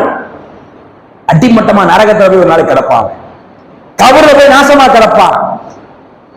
அந்த மாதிரி நிலை கொண்டு போய் விட்டுருவோம் நம்ம. இல்லல்லதீன ஆமனு வ அமிலுஸ் ஸாலிஹாத்தி. ஈமான் கொண்டு சாலிகான அமல்களை செய்தவர்களை தவிர உச்சாடி கொம்பிலே உயர்த்தி வைக்கப்பட்டிருக்கிற அந்த மனிதன் அங்கேயே இருக்க வேண்டும் என்றால் அந்த வைர கிரீடத்தை ஏந்தி அல்லாஹ்வுடைய சிறப்பை பெற்ற நிலையில அப்படியே இருக்க வேண்டும் என்று சொன்னால் ஈமான் இருக்க வேண்டும், சாலிகான அமல்கள் இருக்க வேண்டும். அவர்களுக்கு முற்று பெறாத கூலி காத்திருக்கிறது. அல்லாஹ் திருமறையில் சொல்லி காட்டுகிறார், அவர்களுக்கு நான் கூலி காத்திருக்கிறது. அவர்கள் உயர்ந்த ஸ்தானத்தில் தான் இருப்பார்கள். ஈமான் இல்லாட்டி அடிமட்டத்துக்கு போயிடுவான். சாலிகான அமல்கள் இல்லாட்டி அடிமட்டத்துக்கு போயிடுவானே. சும்ம ரதத்னாஹு அஸ்ஃபல சாஃபிலீன் அல்லாஹ் சொல்லுகிறார். அப்போ ஈமான சாலிகான அமல்கள் இந்த ரெண்டை வச்சுக்கிட்டு அப்படியே வாழ்க்கையை ஓட்டிட்டு வந்தானே கண்ணியத்துக்குரியவன். ஆனால் மரணம் எல்லோருக்கும் இருக்கிறது. எல்லோருக்கும் மரணத்தை சுவைத்துத்தான் தர வேண்டும் என்று சொன்னால் என்ன அர்த்தம்? எல்லாத்தையும் சுமைச்சு முடிச்சிருப்பான், ஒண்ணு சாப்பிட வேண்டிய பாக்கி இருக்குது, சுவைக்க வேண்டிய பாக்கி இருக்கு. அது என்ன தெரியுமா? மரணம் தான். தின்னு முடிச்சாச்சு, நீ அத்தனை எல்லாத்தையும் டேஸ்ட் பார்த்தாச்சு, ஒரே ஒரு டேஸ்ட் நம்ம பார்க்கணும். அது என்னது? மரணம். அல்லாஹ் அதை சொல்லுகிறான், ஒவ்வொரு உயிரும் மரணத்தை மரணித்துத்தான் தீர வேண்டும் சொல்லுங்க. அல்லாஹ் என்ன சொல்றான்? மரணத்தை சுவைத்துத்தான் தீர வேண்டும். அப்ப உணர்வு ரீதியான பிரச்சனை. அதுக்கு என்ன மரணம்? சுவைக்குனா இனிப்பா இருக்குமா கசப்பா இருக்குமா? சுவைனா என்னங்க? 6 சுவை இருக்கிறது. 6 சுவையில எந்த சுவை மரணம்? இனிப்பா, கசப்பா, ஊர்ப்பா, கார்ப்பா, துவர்ப்பா, புளிப்பா, எது? எந்த சுவை மரணம்? முன்ன செத்து இருந்தா தானே சுடுகாடு தெரியும். சுடுகாடு தெரியும்னா முதல்ல செத்து இருக்கணும். மொத்தா போயிருந்தாதான் தெரியும் சுவை என்னண்டு. தெரியாது, யாருக்குமே தெரியாது. கண்டவர் விண்டிலர், விண்டவர் கண்டிலர். யாருமே பார்த்தது கிடையாது. பார்த்துட்டு போனவங்க யார் சுவைச்சாங்களோ அவங்க திரும்பி வந்ததும் கிடையாது. வந்திருந்தாவது சொல்லியிருப்பாங்க, அவனே ரொம்ப மோசம்டா, அது ஜாக்கிரதையா இருந்துக்கிறா, அதை தாண்டது கஷ்டம்டா அப்படின்னு சொல்லியிருப்பாரு. ஆனா அல்லாஹ் அந்த செட்டப் ஏற்படுத்தல. போனவன் திரும்பி வர மாட்டான். போனவன் போனாண்டி அந்த மாதிரி போனவரை முடிஞ்சு போச்சு. அதுக்கு திரும்பி வர்றதுக்கு வாய்ப்பே கிடையாது. அப்படிப்பட்ட அந்த மரணத்துடைய நேரத்தில் எந்த நபியாக இருந்தாலும், எந்த வலியாக இருந்தாலும், யாராக இருந்தாலும் உடலை விட்டும் உடல் உயிர் பிரிகிற கட்டம் ஒன்று இருக்கிறது. அப்படி பிரியும் போது வலிக்கும். நாளைக்கு மறுமை நாள்ல மனிதர்களுடைய தலைவர் யார்? நபிகள் நாயகம் ஸல்லல்லாஹு அலைஹி வஸல்லம் தான் மனிதர்களின் தலைவர். ஆனா சய்யிதுன் நாஸ் யௌமல் கியாமா, மறுமை நாளில் நான் தான் மனித குலத்தினுடைய தலைவராக இருப்பேன். துனியாவுல கருத்து வேறுபாடு இருக்கலாம். முஹம்மது ஸல்லல்லாஹு அலைஹி வஸல்லம் இப்ராஹிம் அலைஹிஸ்ஸலாம் ஆண்டு ரெண்டுமே இருக்குது. இப்ராஹிம் அலைஹிஸ்ஸலாம் என்னை சய்யித் என்று சொல்லாதீர்கள், இப்ராஹிம் தான் சய்யித் என்று சொன்ன ஹதீஸ் இருக்கு. அவர்தான் தலைவர் என்று சொன்னது. அல்லாஹ் ரப்பல் ஆலமீன் அவருடைய போரையும் உயர்த்தி வைத்திருக்கிறான், இப்ராஹிமுடைய போரையும் உயர்த்தி வைத்திருக்கிறான். இருந்தாலும் அவருடைய பிள்ளை தான் இவர். ஆனா மறுமை நாள்ல எல்லோருக்கும் தலைவர். ஆனா சய்யிதுன் நாஸ் யௌமல் கியாமா, கியாமத் நாள்ல நான் தான் மனித குலத்தின் தலைவர். அப்படி சொன்ன மனித குலத்தினுடைய தலைவர். ஆனா அவல் நாசி மை யக்ரவு பாபல் ஜன்னா, சொர்க்கத்துடைய கதவை முதலில் தட்டுபவன் நான் தான். அவ்வளவு சிறப்புக்குரிய நபி ஸல்லல்லாஹு அலைஹி வஸல்லம். மகாம மஹமூத் என்று சொல்லக்கூடிய, வசீலா என்று சொல்லக்கூடிய அந்த உயர்ந்த ஸ்தானம் உலகில் வேறு யாருக்கும் இல்லை, நபிகள் நாயகத்தான் கிடைக்க இருக்கிறது. நான் கிடைக்க வேண்டும் என்று ஆசைப்படுகிறேன். எனக்கு அந்த வசீலா என்று சொல்லக்கூடிய அந்த உயர்ந்த ஸ்தானம் கிடைக்க வேண்டும். வேற யாருக்கும் கிடைக்காத அந்த உயர் பதவி எனக்கு கிடைக்க வேண்டும் என்று ஆசைப்படுகிறேன். எனக்காக வேண்டிய வசீலாவை அல்லாஹ்விடத்தில் கேளுங்கள். நபிகள் நாயகம் ஸல்லல்லாஹு அலைஹி வஸல்லம் சொன்னாங்க. பாங்கு துஆல வருது அந்த வசீலாவை ரசூலுல்லாஹ்விடம் கேட்கிறோம், அந்த உயர்ந்த ஸ்தானத்தை கேட்கிறோம். மற்றவர்களுக்கு பரிந்துரைக்கக்கூடிய இடத்தில் இருப்பதுதான் வசீலா என்ற உயர்ந்த ஸ்தானம். அவ்வளவு சிறப்பு வாய்ந்தவர்கள் மரணப்படுக்கையில படுத்திருக்கிறார்கள். 5 நாள் மிகப்பெரிய தலைவலி அவர்களுக்கு. தலைவலி, கடுமையான தலைவலி, வேத்து வேத்து விடுகுது. ஒரு தோல் பாத்திரத்துல தண்ணி வச்சிருக்கிறாங்க. இந்த தோல் பாத்திரத்துக்குள்ள கையை விட்டு தண்ணி எடுத்து மூஞ்சில பூசிக்கிட்டே இருக்கிறாங்க. என்ன ஏற்படுகிறது என்று தெரியல, என்ன வலி என்ன வேதனை தெரியல. தண்ணி எடுத்து மூஞ்சில ஊற்றிக்கிறாங்க. இது ஆயிஷா ரலியல்லாஹு அன்ஹா பக்குவமா கவனிக்கிறாங்க. ஏன்னா அவர்களுடைய நெஞ்சில் தான் நபிகள் நாயகம் சரிந்திருந்தார்கள். என்னுடைய கார எலும்புக்கும் என்னுடைய நுரையீரல் பகுதிக்கும் இடையில் தான் நபியினுடைய தலை இருந்தது. என்ன செய்கிறார்கள்? அந்த தோல் பாத்திரத்திலிருந்து தண்ணீரை எடுத்து மூஞ்சியில தெளிச்சுக்கிறாங்க, ஊற்றிக்கிறாங்க. என்ன வேதனையோ என்ன வலியோ. பிறகு என்ன செய்யறாங்க? இப்படியே பாக்குறாங்க. அங்க ஆயிஷா ரலியல்லாஹு சகோதரர் அப்துல் ரஹ்மான் அபூபக்கர் சித்திக் உடைய புதல்வர் அப்துல் ரஹ்மான் நின்று கொண்டிருக்கிறார். கையில பேரிச்சம் குச்சி ஒன்று இருக்கிறது, பல் துலக்கக்கூடிய குச்சி. இப்படியே அதையே பார்க்கிறாங்க. பார்க்கிற போது ஆயிஷா ரலியல்லாஹு சொல்லுகிறார்கள், அவர்கள் என்ன விரும்புகிறார்கள் என்பதை நான் புரிந்து கொண்டேன். என் சகோதரனிடத்துல கேட்டேன், அந்த குச்சியை கொடுக்கும். அந்த குச்சியை வாங்கி நல்லா பல்லுல வச்சு நல்லா நச்சுக்கு எழுதுறாங்க, மெல்றாங்க. மென்று பல் துளக்கிறக்காக அப்படித்தான் செய்யணும். வேப்ப குச்சியில நம்ம கடிப்போமா இல்லையா? கடிச்சுதான் தேய்ப்போம். அந்த மாதிரி பேரிச்ச குச்சி நல்லா பிரஷ் மாதிரி ஆக்கி ரசூலுல்லாஹ்ட்ட கொடுத்தேன். ரசூலுல்லாஹ் அந்த மௌத்தா போற நேரத்துல நெஞ்சில சரிஞ்சுக்கிட்டு பல் விளக்குறாங்க. பல் விளக்குவதற்கு முன்னால் அவருடைய வாயிலிருந்து வந்த வார்த்தை, இன்னலில் மௌத்தி சக்கராத்தின், மரணம் என்று சொன்னால் வேதனை ஒன்று இருக்கும். மௌத்து என்று சொன்னாலே வேதனை ஒன்று இருக்கத்தான் செய்யுங்கிறாங்க. இப்ப புரிஞ்சா? சய்யிதுன் நாஸ் யௌமுல் கியாமா, மறுமை நாளில் மனித குலத்தினுடைய தந்தையாக இருப்பவர், அவருக்கும் லேசாக மரண வேதனை ஏற்படுகிறது, சக்கராத்துடைய வேதனை ஏற்படுகிறது. அந்த வழியில் தான் அவர்கள் அப்படி செய்கிறார்கள்.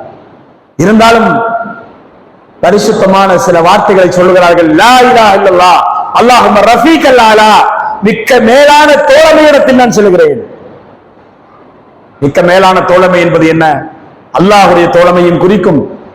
அல்லாஹ் சொல்லுகிறானே, சொர்க்கவாசிகள் மிக உயர்ந்த சொர்க்கவாசிகள் யார் என்று சொன்னால், ஜன்னத்துல் ஃபிர்தௌஸிலே வாழக்கூடிய வசிக்கக்கூடிய சொர்க்கவாசிகள் தான் மிக்க உயர்ந்த தோழர்கள். மய்யுத்தி ரசூல ஃபஉலாயிக அல்லதீன அன்அம அல்லாஹு அலைஹிம் மினன் நபிய்யின வஸித்தீகீன வஸ்ஸுஹதாஇ வஸ்ஸாலிஹீன் வஹஸன உலாயிக ரஃபீகா ذلكல் ஃபض்லு மினல்லாஹ் வகஃபா பில்லாஹி அலீமா. யார் இந்த ரசூலுக்கு கட்டுப்பட்டு நடக்கிறார்களோ, அது யாராக இருந்தாலும் சரி, ஆணோ பெண்ணோ யாராக இருந்தாலும், யார் தூதருக்கு கட்டுப்பட்டு நடக்கிறார்களோ அவர்கள் மல்லதீன நாம் அல்லாஹ் அலைஹிம், அல்லாஹ்வுடைய அருட்கொடைக்கு சொந்தக்காரர்கள், நியமத்துகளுக்கு சொந்தக்காரர்களாக இருக்கக்கூடிய சிலரோடு இருப்பார்கள். அவர்கள் யார்? மின நபியீன, நபிமார்கள். அந்த நபிமார்களை ஏற்றுக்கொண்ட சித்தீக்கீன்கள், அந்த நபிமார்களும் சித்தீக்கீன்களும் எந்த கொள்கைக்காக வேண்டி தங்களை அர்ப்பணித்துக் கொள்கிறார்களோ அதற்காக வேண்டி தன் உயிரையே அர்ப்பணித்த சோதாக்கள், அல்லாஹ்வுக்கு இணங்கி வாழ்ந்த நல்லடியார்கள், இவர்களோடு அவர்களும் இருப்பார்கள் என்று அல்லாஹ் திருமறையிலே வாக்குறுதி கொடுக்கிறார். ரசூலுக்கு கட்டுப்பட்டு நடந்த நபிமார்களோடு, சித்தீக்கீன்களோடு, சுகதாக்களோடு, சாலிஹீன்களோடு இருப்பார்கள். உலாயிக்க, அவர்தான் உண்மையான நல்ல நல்ல தோழர்கள். நல்ல தோழர்கள் சொல்ற அவர்களை பார்த்து, நபிமார்களை பார்த்து, சித்தீக்கீன்களை பார்த்து, சுகதாக்களை பார்த்து, ஹஸன உலாயிக்க ரஃபீகா, அவர்கள் தான் நல்ல தோழர்கள். அதுதான் அல்லாஹ்வுடைய பேரருள். எல்லாவற்றையும் அறிந்து கொள்வதற்கு அல்லாஹ் போதுமானவன். திருமறை குர்ஆன் சொல்லுகிறது, அல்லாஹ்வுடைய தூதர் சொல்லுகிறார்கள். என்ன சொல்லுகிறார்கள்? மரணத்துடைய நேரத்தில் லா இலாஹ இல்லல்லாஹ், அல்லாஹ்வை தவிர வணக்கத்துக்கு வழிபாட்டுக்கு யாரும் இல்லை. 23 ஆண்டு காலம் இந்த சங்கநாதத்தை முழங்கிக் கொண்டுதானே வாழ்க்கையை கழித்தார்கள். இதற்காகத்தானே பத்ரை சந்தித்தார்கள், இதற்காகத்தானே ஊதை சந்தித்தார்கள், இதற்காகத்தானே ஹைபரையும் கந்தக்கையும் தபூக்கையும் எல்லா யுத்தங்களையும் சந்தித்தது எதற்காக? இந்த லா இலாஹ இல்லல்லாஹ்வை நிலைநிறுத்துவதற்காக, இந்த கலிமாவை நிலைநிறுத்துவதற்காக. அந்த கலிமாவின் அடிப்படையிலே கடைசி வரை வாழ்ந்து கடைசியில் அதே வார்த்தையை சொல்கிறார்கள், லா இலாஹ இல்லல்லாஹ் அல்லாஹும்ம ரஃபீக்கல் ஆலா என்று சொல்லிவிட்டு மரணிக்கிறார்கள். அப்படியே ரசூல் ஸல்லல்லாஹு அலைஹி வஸல்லம் கையில் இருந்த மிஸ்வாக்கும் சரிகிறது, அவருடைய தலையும் சரிகிறது. இதை யார் சொல்றா? ஆயிஷா ரலியல்லாஹு அன்ஹா சொல்றாங்க, புகாரியில இருக்கிற ஹதீஸ்.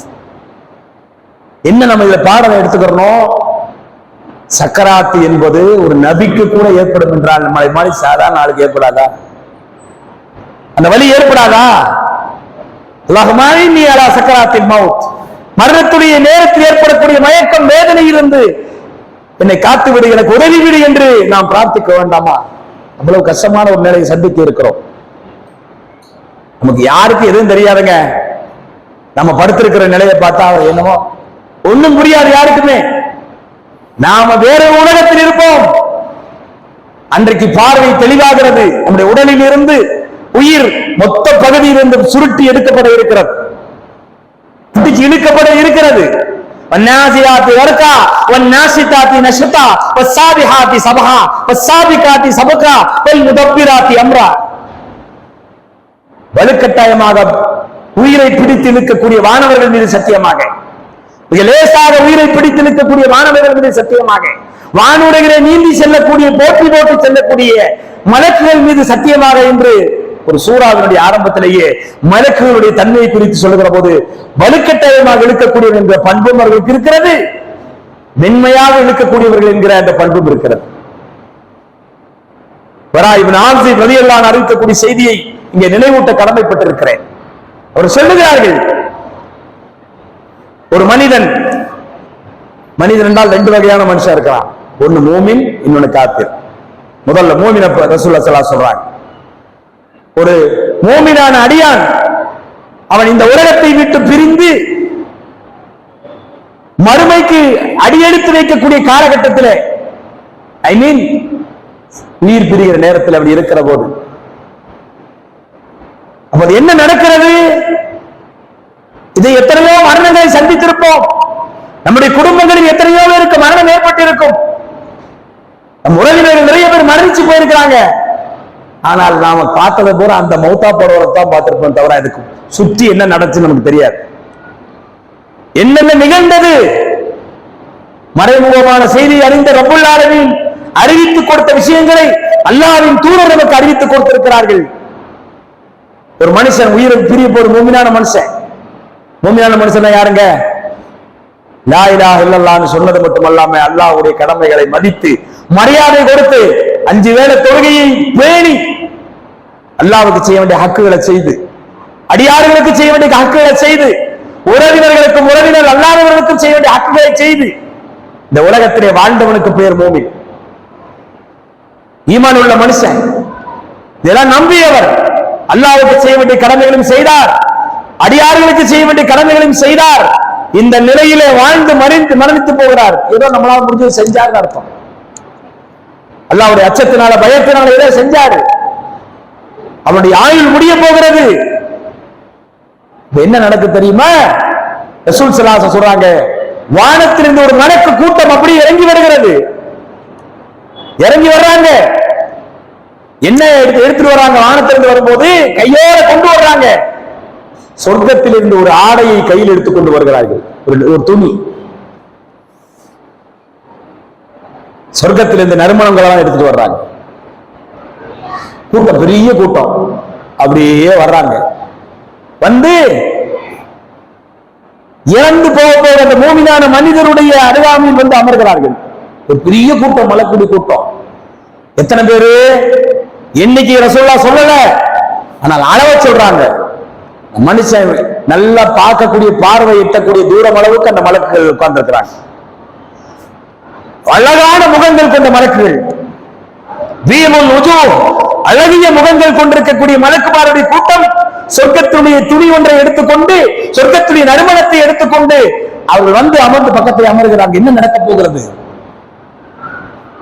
அப்பதான் ஒருத்தர் எந்திரிக்கிறார். யார் அவரு? அவருக்கென்று நியமிக்கப்பட்டிருக்கிற மலக்குள் நோக்கி எந்திரிக்கிறார். எந்திரிச்சு வந்து தலைமாட்டுக்கு உட்கார்றாரு.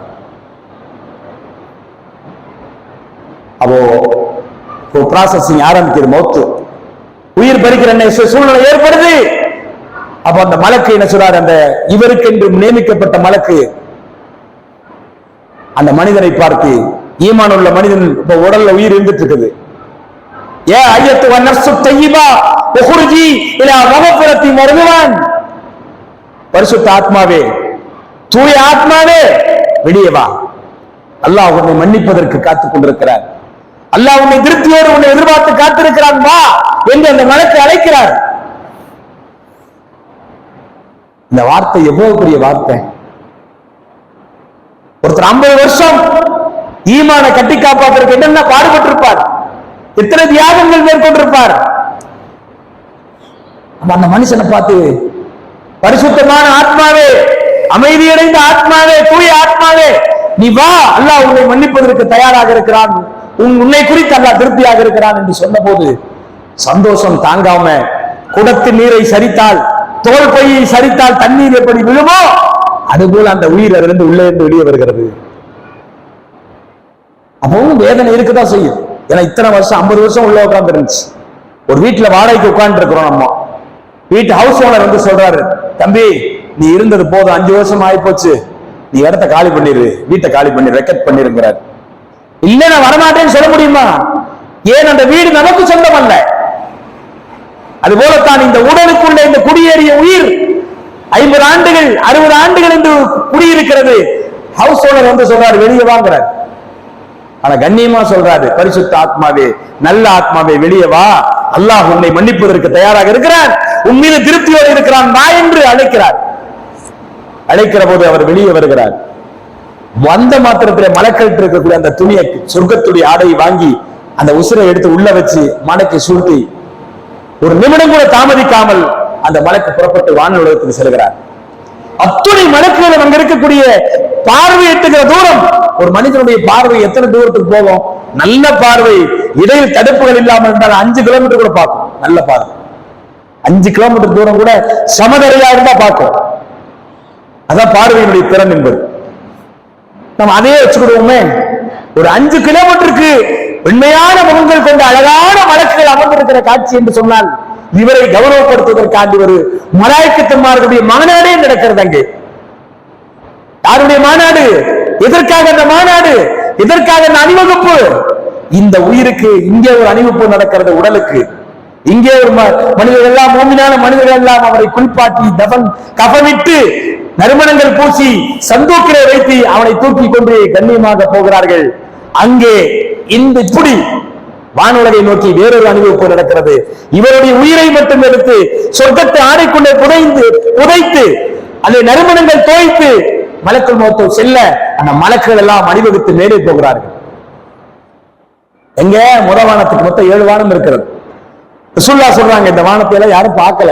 ரசூலுல்லாஹ் சொல்லிதான் நமக்கு தெரியும். முதல் வானத்துடைய செல்லுகிற போது மலாய்க்கத்துமாருடைய எந்த கூட்டத்தை கடந்து சென்றாலும் இந்த மலக்குகள் எல்லாம் வியப்போடு பார்க்கிறார்கள். என்ன வாசம், என்ன வாசனை இது, என்ன நறுமணம் இது? அது இன்னாருடைய மகன், இன்னாருடைய உயிர் கொண்டு செல்லப்படுகிறது. மலக்குகள் பேச்சு கொள்கிறார். முதல் வானத்திலே கதவை திறக்க சொல்லி அந்த மலக்கு சொல்லுகிறார். அப்ப அங்க இருக்கிற மலக்குகள் கேட்கிறாங்க, ஒரு வானத்துக்கும் நியமிக்கப்பட்ட மலக்குகள் இருக்கிறார்கள். அந்த மலக்கு யார் அது என்று கேட்கிறார்கள். இன்னாருடைய மகன் இன்னார். இந்த பூமியிலே அழைக்கப்பட்ட பெயர்களிலே சிறந்த பெயரை கொண்டு அவர் பதில் சொல்கிறார். என்ன நறுமணம்! வியப்படைகிறார்கள் மலக்குகளே அந்த நறுமணத்துக்கு. சொர்க்கத்துடைய நறுமணம் அது. அந்த பூசப்பட்ட அந்த உயிர் கொண்டு வரப்படுகிறது. பிறகு வாசல் திறக்கப்பட்டு இரண்டாவது வானம், அங்கிருக்கிற மலக்குகளும் இதே கேள்வி, இதே பதில். மூன்றாவது வானம், நான்காவது வானம், ஐந்தாவது வானம், அத்தனை மலக்கு அப்படியே புடைசூழ ஏழாவது வானத்துக்கு கொண்டு செல்கிறார்கள். ஏழாவது வானத்துக்கு ஒரு எல்லை இருக்கிறது, சிதறத்துல் முன்தஹா. வானுலகினுடைய இலந்தை மரம் ஒன்று அமைந்திருக்கக்கூடிய அந்த எல்லை, அதோடு வேற யாரும் போக முடியாது. அதுக்கு பிறகு பாதுகாக்கப்பட்ட பகுதி, அல்லாஹ்வுடைய கண்ட்ரோல். அங்கே நிற்பாட்ட வைக்கப்படுகிறார்கள். அப்போது அல்லாஹ் சொல்லுகிறான், என்னுடைய இந்த அடியானுடைய பெயரை நீங்கள் உடனடியாக இல்லையே என்று சொல்லக்கூடிய ஏட்டிலே பதிவு செய்யுங்கள். அங்கேயே தெரிஞ்சு போச்சு வாழ்க்கையுடைய நிலை என்ன, அடுத்து என்ன நடக்க போகுது. ஏண்டா உயர்ந்த சொர்க்கவாசிகளுடைய பெயர்களில் எழுதப்பட்ட பட்டியலுக்கு பெயர் தான் இல்லியூன். அதரா கமா இல்லியூன், கிதாபு மர்கூம், தஷ்ஹதுல் முகர்ரபூன். அல்லாஹ் சொல்லுகிறான், இல்லியூன் என்றால் என்ன என்று தெரியுமா? அது எழுதப்பட்ட ஏடு. அந்த ஏடு யாரிடத்தில் இருக்கிறது? மலக்குமாரிடத்தில் இருக்கிறது.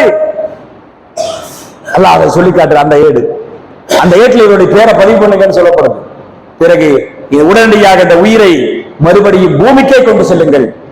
ஏனென்றால் ஏன் பூமிக்கு கொண்டு செல்ல வேண்டும்? இப்படியே வைத்துக் கொள்ள வேண்டியதானே? இல்ல, என்னுடைய திட்டத்தில் அப்படி இல்லை. பூமிக்கே கொண்டு செல்லுங்கள் ஆன்மாவை, இந்த உயிரை. ஏன்? அந்த பூமியிலும் தான் படைத்தேன், அந்த பூமிக்கு தான் மறுபடியும் நான் அனுப்புவேன், அந்த பூமியில் தான் மறுபடியும் நான் உயிர் கொடுத்து எழுப்புவேன். இது நான் தீர்மானித்து வைத்து விட்ட விஷயம். அதனால் பூமிக்கே கொண்டு செல்லுங்கள். மறுபடியும் அந்த உயிரை எடுத்துக்கொண்டு மலக்குமார்கள் விரைவாக திரும்புகிறார்கள். ஏழாவது வானம், ஆறாவது வானம், ஐந்தாவது வானம், நான்காம் வானம், மூன்றாம் வானம், இரண்டாம் வானம், ஒன்றாம் வானம். பிறகு வெள்ளிப்பாளைய கபிரிஸ்தான், பழைய கபிரிஸ்தான். ஏதோ ஒரு கபிரிஸ்தானை கொண்டு வராங்க. கரெக்டா கொண்டு வந்து அடக்கி இருப்பாங்க. அப்பதான் ஒரு 4 மணி நேரம் ஆயிருக்கும், ஒரு 3 மணி நேரம் ஆயிருக்கும்.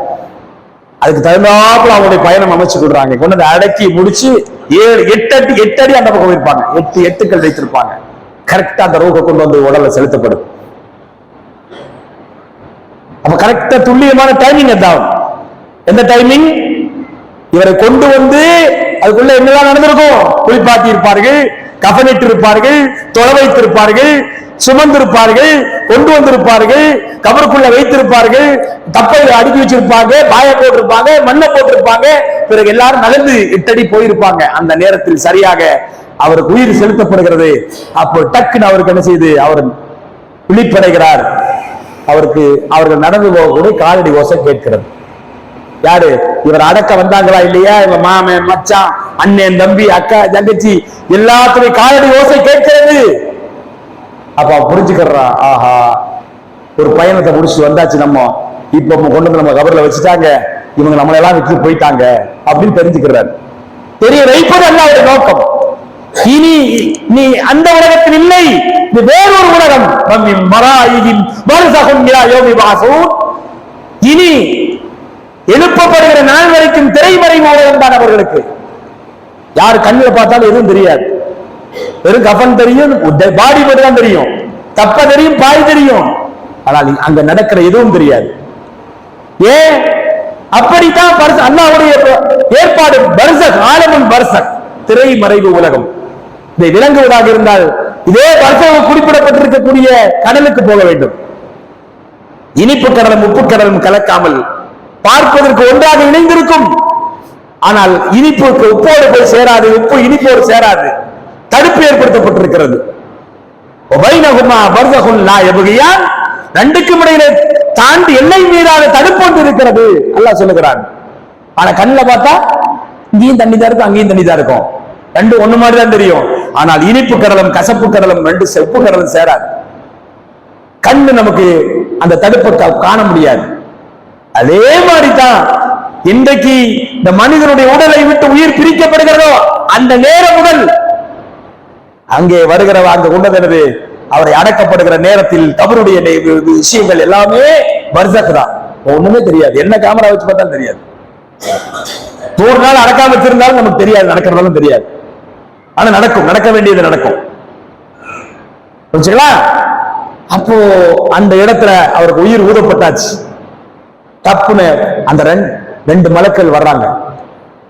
இந்த மலக்கெல்லாம் எல்லாம் கொண்டு இறக்கி விட்டு போட்டு போயிடுவாங்க. அவ்வளவு முடிஞ்சு போச்சு. அவங்க கொடுக்க வேண்டிய மரியாதை கொடுத்து போட்டு உயிரை கொண்டு வந்து செலுத்தி போட்டு அவங்க போயிடுவாங்க. உயிரை பறிச்சவருக்கு வேலை முடிஞ்சு போச்சு, சோழி முடிஞ்சிருச்சு. அவர் எங்க போவாரு, அடுத்து என்ன செய்வாரு, இதெல்லாம் நமக்கு தேவையில்லாத விஷயம். புரிஞ்சுங்களா? அதோட முடிச்சு அவரு சாப்டர். இப்போ இந்த மனிதனை உட்கார வச்சாச்சு. 2 மலக்கள் வர்றாங்க. அந்த 2 மலக்கு பேர் என்ன? முன்கர் நக்கீர். வந்து அடிச்சாங்க. அவரை உட்கார வச்சு நம்ம எல்லாம் அறிந்திருக்கக்கூடிய அந்த 3 கேள்வி, ஒரு அடிஷனல் கொஸ்டின், 4 கொஸ்டின்ஸ் அவங்க கேட்கிறாங்க.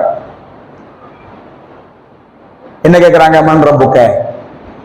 ஒரு மூமினான மனுஷன், அவர் வாழ்ந்தவர், அல்லாஹ் அல்லாஹ்னு சொல்லி வாழ்ந்தவர், ரப்புன் அல்லாஹ் என்று சொல்லிட்டு வாழ்ந்தவர், ரப்பி அல்லாஹ் என்று சொல்லிட்டு வாழ்ந்தவர், இன்பமோ துன்பமோ ரப்புன் அல்லாஹ் என்று சொன்னவர், கவலையோ மகிழ்ச்சியோ ரப்புன் அல்லாஹ் என்று சொன்னவர், என் ரப்பு அல்லாஹ்னு சொன்னவர், நோயோ ஆரோக்கியமோ ரப்புன் அல்லாஹ் என்று சொன்னவர், எத்தகைய சூழ்நிலை வந்த போதும் அவர் உறுதியாக இருந்தவர், என் ரப்பு அல்லாஹ் தான் என்ற விஷயத்தை உறுதியாக இருந்தவர்.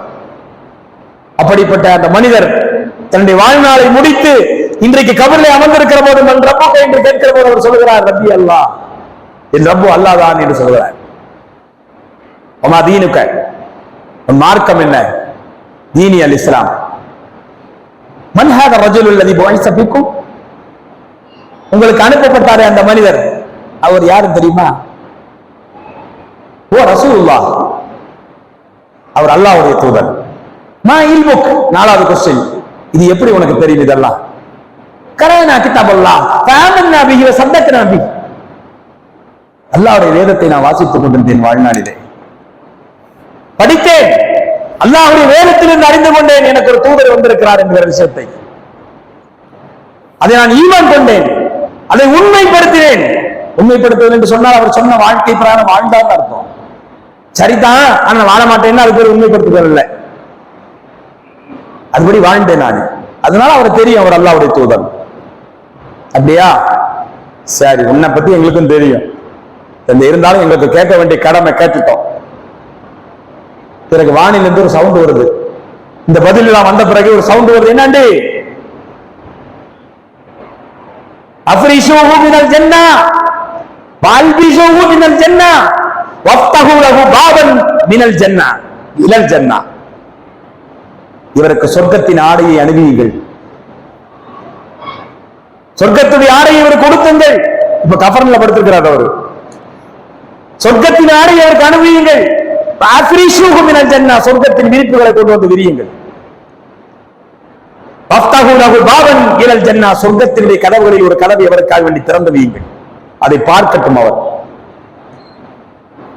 பிறகு பார்வையிட்டுகிற தூரம் வரைக்கும் அவருக்கு கபரை விசாலமாக ஆக்கப்படுகிறது. இங்க 6க்கு 2 6க்கு 3 படுக்க வைக்கப்பட்டவர் தான் நமக்கு தெரியும். கண்ணி எட்டுகிற பார்வையிட்டுகிற தூரம் வரைக்கும் 4 கிலோமீட்டர் 5 கிலோமீட்டர் அவருக்கு கபர் விசாலமாக்கப்படுகிறது. அந்த ஆழத்தை, அந்த உலகத்தை நாம் பார்க்க இயலாது. நம் கனவுமத்தில் அரூஸ் ஹத்தா யபாஸகல்லாஹ், அல்லாஹ் எழுப்புகிறவரை நீ இங்கே மணமகனை போன்று நிம்மதியாக உறங்கு. இந்த வார்த்தை சொல்லப்படுகிறது. மகிழ்ச்சிக்கு மேல் மகிழ்ச்சி, சந்தோஷத்துக்கு மேல் சந்தோஷம். இந்த நிலையில அந்த மலக்கு 2 பேரும் போறாங்க. போனா தப்புன்னு பார்த்தா இன்னொரு ஆள் இருக்கிறார். இவரு பார்த்தா அந்த 2 பேர்த்து விட அழகா இருக்கிறார். அழகான ஆடை உடுத்திருக்கிறாரு. ஒரு மனிதன், மனுஷன் வந்துட்டு இப்படி அந்த ஆள் வியப்போட பாக்குறாரு. உசுர் இருக்குது. அப்போ இதெல்லாம் நாம் அனுபவிக்க போக வேண்டிய விஷயங்கள் தான். நானும் நீங்களும் இதை சந்திக்காமல் நாம் சொர்க்கத்தை அடைய முடியாது. இப்படி பார்த்தோம்னா அழகான மனுஷன், அழகான ஆடை, நறுமணம் கமழுது. அப்ப சொல்றாங்க, அவசியம் இல்லதி உனக்கு மகிழ்ச்சி ஏற்படுத்தக்கூடிய செய்தியோடு நாங்க வந்திருக்கிறோம், நீ நற்செய்தி பெற்றுக்கொள். நற்செய்தி சொல்லத்தான் வந்திருக்கிறேன் நானு. அந்த மனிதர் சொல்லுகிறார், அந்த பொலிவான மனிதர், எளிதான மனிதர், அழகான மனிதர் சொல்லுகிறார், அபிஷேர் பில்லத்தி யசுர்ருக, உனக்கு மகிழ்ச்சி ஏற்படுத்தக்கூடிய ஒரு செய்தியோடு தான் நான் வந்திருக்கிறேன். அவர் கேட்கிறாரு, அதெல்லாம் இருக்குதா? மன்னன் நீ யார்? அதெல்லாம் இருக்கட்டும், நீ யாரு?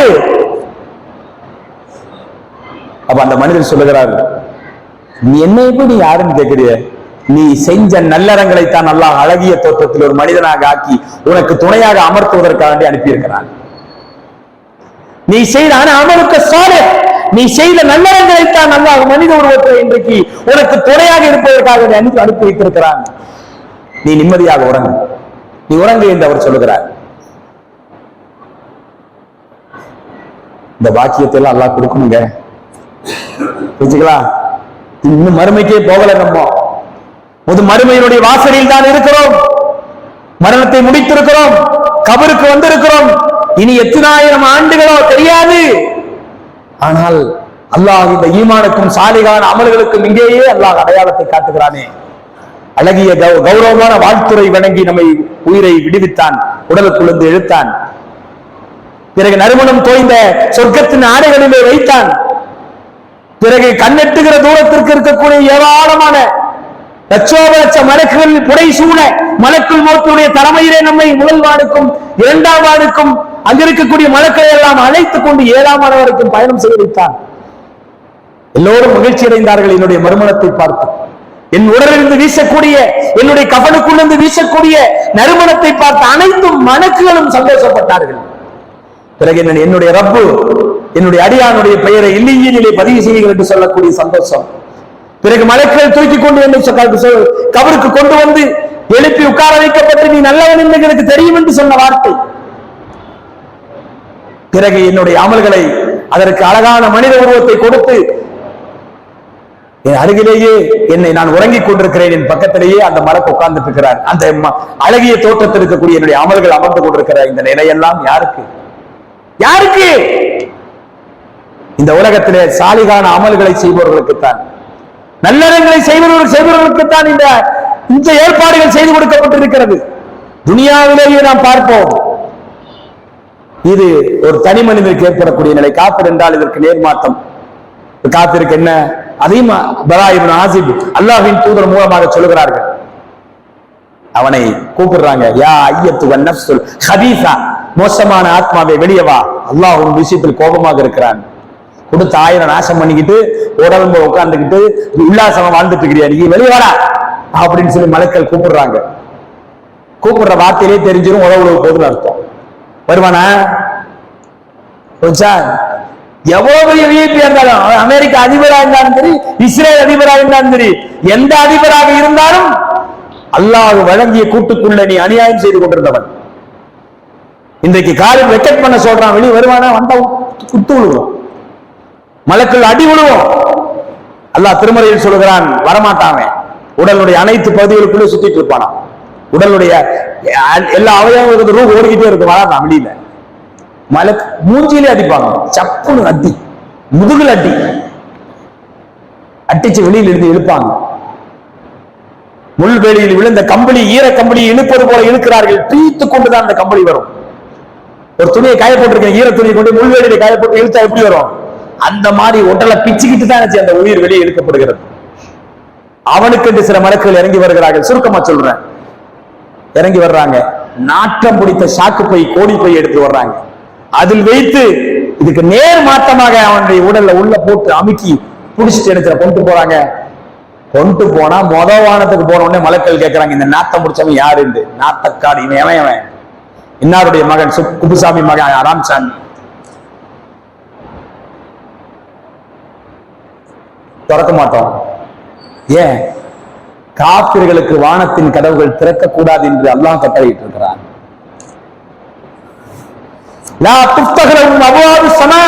அல்லாஹ் திருமறையில் சொல்வதை அல்லாஹ்வுடைய தூதர் இந்த இடத்துல எடுத்து சொல்லுகிறார்கள். லா துஃப்தஹு லஹும் அப்வாபு ஸமா ஹத்தா யலிஜல் ஜமலு வலா யதுஹுலுனல் ஜன்னத ஹத்தா யலிஜல் ஜமலு ஃபீ ஸம்மில் ஹியாத். அதாவது ஊசி துவாரத்துக்குள்ளே ஒட்டகம் நுழையும் வரை அவர்கள் சொர்க்கத்துக்குள்ளே நுழைய மாட்டார்கள்.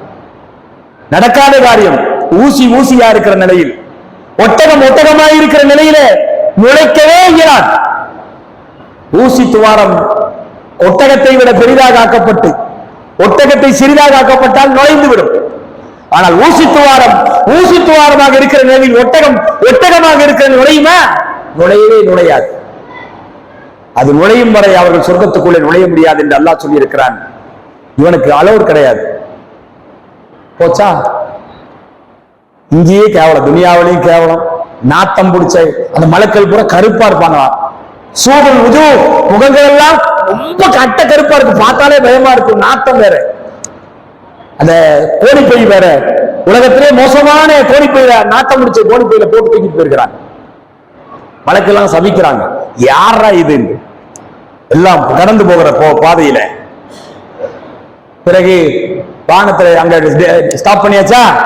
ஸ்டாப் பண்ணி போட்டு அப்புறம் மலைக்கு அங்கிருந்து சவுண்ட் வருது வானத்திலிருந்து, இவனுடைய உயிரை இங்கிருந்து தூக்கி வீசுங்க. ஒரு மூமினுடைய உடலை கண்ணியமாக கொண்டு வந்து அவனுடைய உடலை செலுத்தப்பட்டுச்சுங்க. ஆனால் இறைவனுக்கு விலை கற்பித்து வாழ்ந்தவன், காப்பிராக மரணித்தவனுடைய நிலை என்ன? அங்கிருந்து அவனுடைய உயிரை வீசுங்கள் என்று சொல்லப்படுகிறது. முதல் வானத்தினுடைய கதவுக்கு பக்கத்தால் நெடுக்கிட்டு மலை கட்டி வீசுறாரு. இங்க வந்து கரெக்டா வந்து எங்க விழுது? அவனுடைய உடலுக்குள்ள வந்து விழுது. எவ்வளவு கேவலம் அது! கிரிக்கெட் பால் வீசுற மாதிரி சுத்தி அடிக்கிறாரு. ஸ்பின்னிங் பால் வந்து விழுது, எங்க அவருடைய உடல்ல வந்து உயிர் வந்து விழுது. அது மட்டுமல்ல, இவனுடைய பெயரை சிஜ்ஜீன் என்று சொல்லக்கூடிய நரகவாசிகளுடைய ஏடுகள் பாதுகாக்கப்பட்டிருக்கிற பூமியுடைய அதன பாதாளத்துக்கு அடிப்பாகத்திலே அது இருக்கிறது. அங்கு கொண்டு சென்று அவனுடைய பெயரை பதிவு செய்யுங்கள். அல்லாஹ்வுடைய பொறுத்த உத்தரவு. பிறகு அவனுக்கு மலக்குமார்கள் விசாரிக்கிறது, அவனை தண்டிக்கிறது, அவனுக்கு கபரு நெருக்கிறது.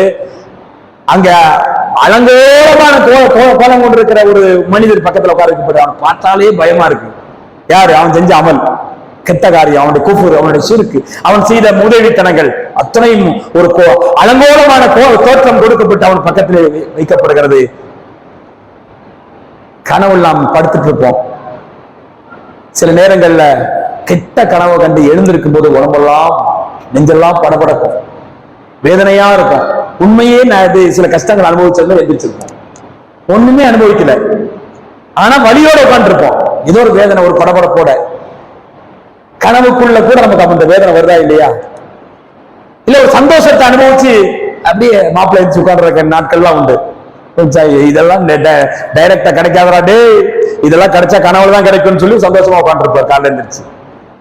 இப்படி இருக்குது.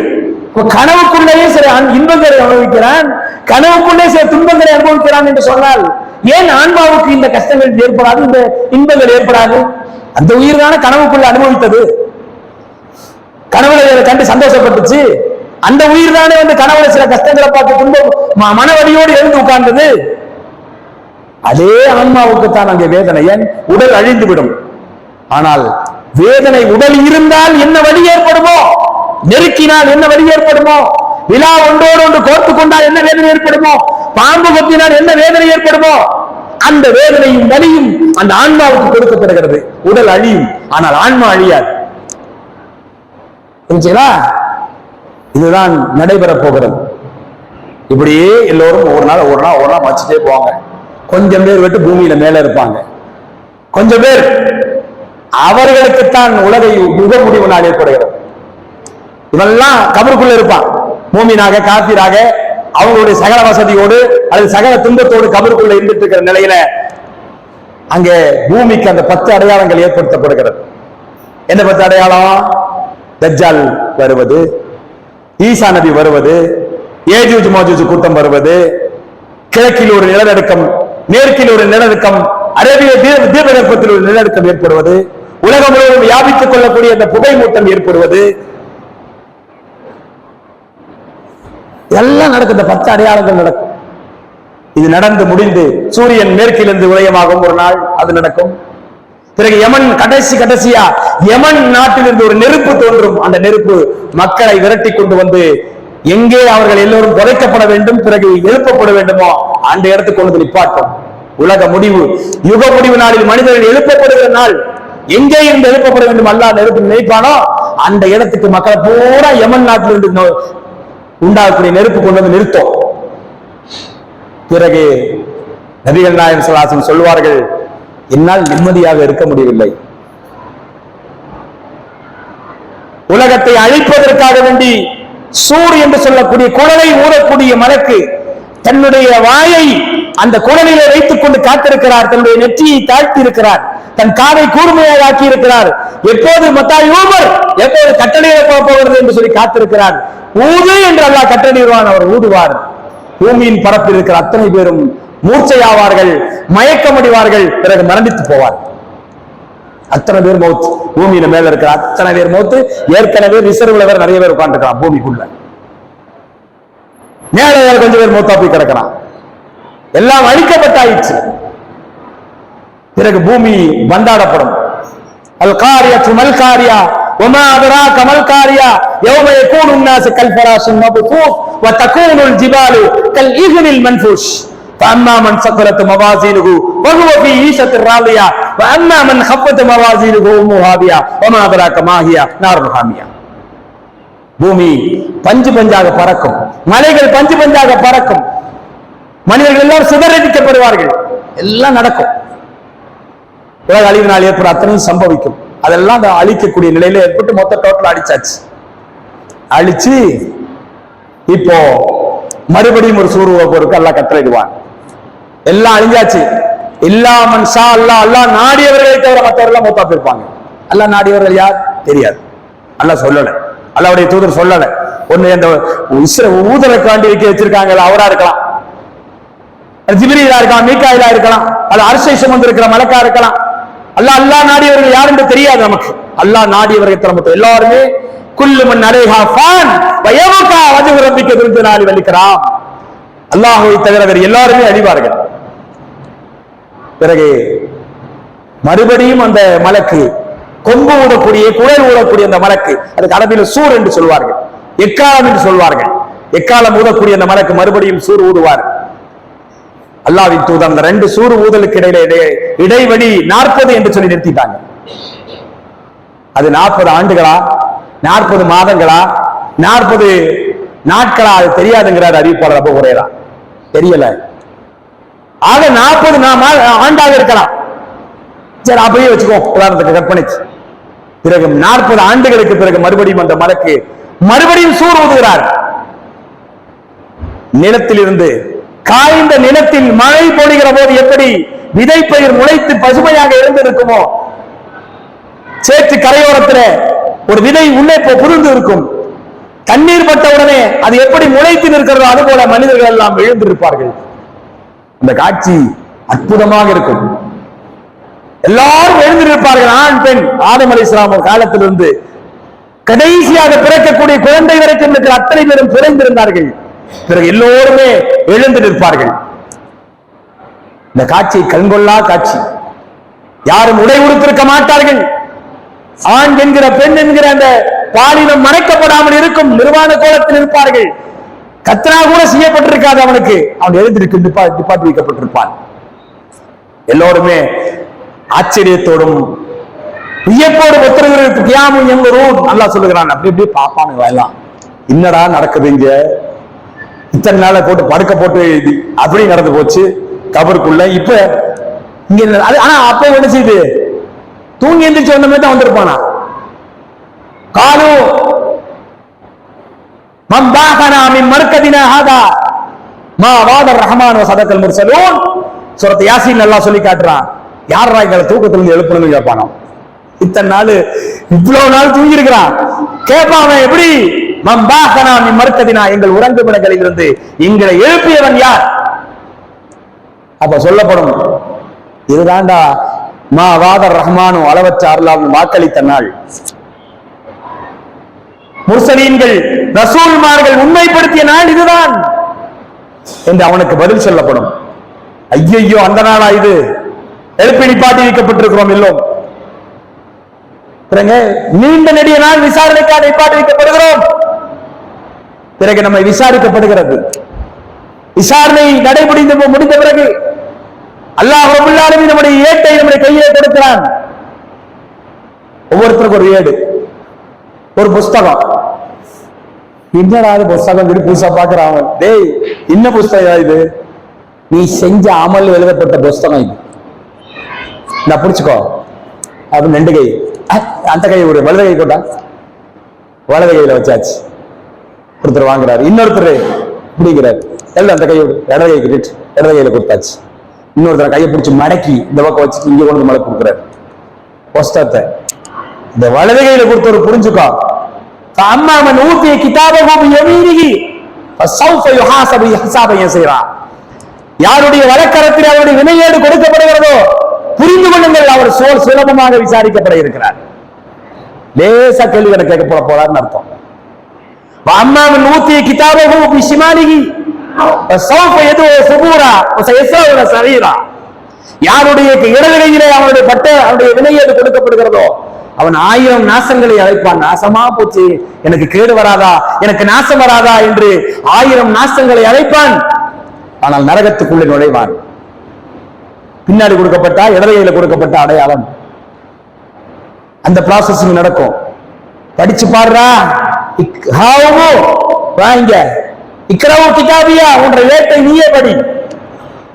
அல்லாஹ் சொல்லுவான், படி. கஃபா பி நஃப்ஸிகல் யௌம ஹஸீபா, உன்றை கணக்கு ஆடிட்டிங் பண்றதுக்கு நீயே போதும், வேற யாரும் வரவானா அப்படின்னு நல்லா சொல்லி போடுவான். நீயே ஆடிட் பண்ணு. அப்ப அவன் சொல்லுவான், ஆடிட் பண்ணி போட்டு சொல்லுவான். அவனே படிச்சு பார்ப்பான். எல்லாரும் படிப்பான். அன்னைக்கு எல்லாருமே படிக்க தெரிஞ்சவளா இருப்பாங்க. படிச்சு பார்த்து போட்டு சொல்லுவான், மாலிஹாதல் கிதாப் லா யுகாதிரு ஸகீரத்தன் வலா கபீரத்தன் இல்லா அஹ்ஸாஹா. நாசமா போன ஏடு ஒரு சின்னத விஷயத்தை கூட விட்டு வைக்கல, ஒரு பெரிய விஷயத்தை விட்டு வைக்கல, அத்தனை எழுதி பதிவு பண்ணி வச்சிருக்குது. அந்த ஏட்டை ஏசுகிறான், அந்த புத்தகத்தை திட்டுகிறான். என்ன திட்டி என்ன பயன், என்ன பலன்? பிறகு விசாரணை முடிகிறது. பிறகு வேறொரு இடத்துக்கு கொண்டு செல்லப்படுகிறது. அதுக்கடையில ரொம்ப வருஷமாயிருக்கும். அந்த 7 நிழல், அதே மாதிரி வெயில், அது வேர்வை, இதெல்லாம் நடக்கும். நடந்து முடிச்சு கேள்விக்கு விசாரணை ஏடு கையில கொடுத்து பிறகு அசைன்மெண்ட் டெக்ஸ்ட் ஒன்று இருக்கு. அது டெஸ்ட் என்னன்னு கேட்டா, மொத்தமா நீ வாழ்ந்த வாழ்க்கையினுடைய மதிப்பு என்னன்னு சொல்லி ஒரு டெஸ்ட் ஒன்று நடக்கும். அது என்ன? அதுக்கு பேர் மீசான். மீசான் தராசு நிறுவப்படும். மறுமை நாளுக்காக வேண்டிய நீதியின் தராசை நாம் நிறுவுவோம். அநியாயம் இல்லாம தராசை நிறுவுவேங்கிறான். லா யுவலமோன செய்யா, அவர்கள் அநியாயம் கொஞ்சம் கூட அநீதி இழைக்கப்பட மாட்டார்கள். நியாயத்துக்கு நியாயம் கிடைக்கும், அநீதிக்கு தண்டனை கிடைக்கும். அசைன்மெண்ட் டெஸ்ட் முடியுது. அந்த ஏடு இவனுடைய அமல்கள் நெருக்கப்படுகிறது. இவன் செய்த அமல்களை அங்கே தராசில் வைத்து நெருக்கப்படுகிறது. அதெல்லாம் அல்லாஹ் அறிந்தவன். அது என்ன தராசு, எப்படி தராசு, இந்த அமலுக்கு என்ன வடிவம் நமக்கு தெரியாது. அல்லாஹ் சொல்றான், அம்மாமன் சக்கலத்து மவாசீனுகு ஃபஹு ஃபீ ஈஷத்திர் ராதியா வ அம்மாமன் ஹப்பத்து மவாசீனுகு உம்மு ஆவியா. யாருடைய நன்மையினுடைய தட்டு கணக்கிறதோ அவர் மகிழ்ச்சிகரமான வாழ்க்கையில இருப்பார். யாருடைய நன்மையின் தட்டு இடையில்லாமல் போய்விடுகிறதோ அவர் ஹாவியாவுக்கு தான் போவார். ஹாவியானா என்னன்னு தெரியுமா? அது நாரும் ஹாமியா, அது சுட்டரிக்கும் நரக நெருப்பு அப்படின்னு அல்லாஹ் சொல்றார். பிறகு அங்கிருந்து தாண்டி பிறகு இவ்வளவு நாள் கஷ்டத்துல துன்பத்துல இருந்த பிறகு மூமின்களுக்கு எல்லாம் லேசாக்குவான். ஈமான் உள்ளவங்களுக்கு எல்லாம் லேசாக்குவான். 7 அமல்களை கொண்டவர்களை எல்லாம் காப்பாற்றுவான். காபிர்களையும் முஸ்லிக்கீன்களையும் முனாஃபிக்கீன்களையும் இஸ்லாத்தை ஏற்றுக்கொள்ளாத யூத கிறிஸ்தவர்களையும் அல்லாஹ் ரப்பல் ஆலமீன் அந்த மௌகிஃப் என்று சொல்லக்கூடிய அந்த நிற்கும் இடத்திலேயே ரொம்ப நாள் கஷ்டப்படுத்தி போடுவான்.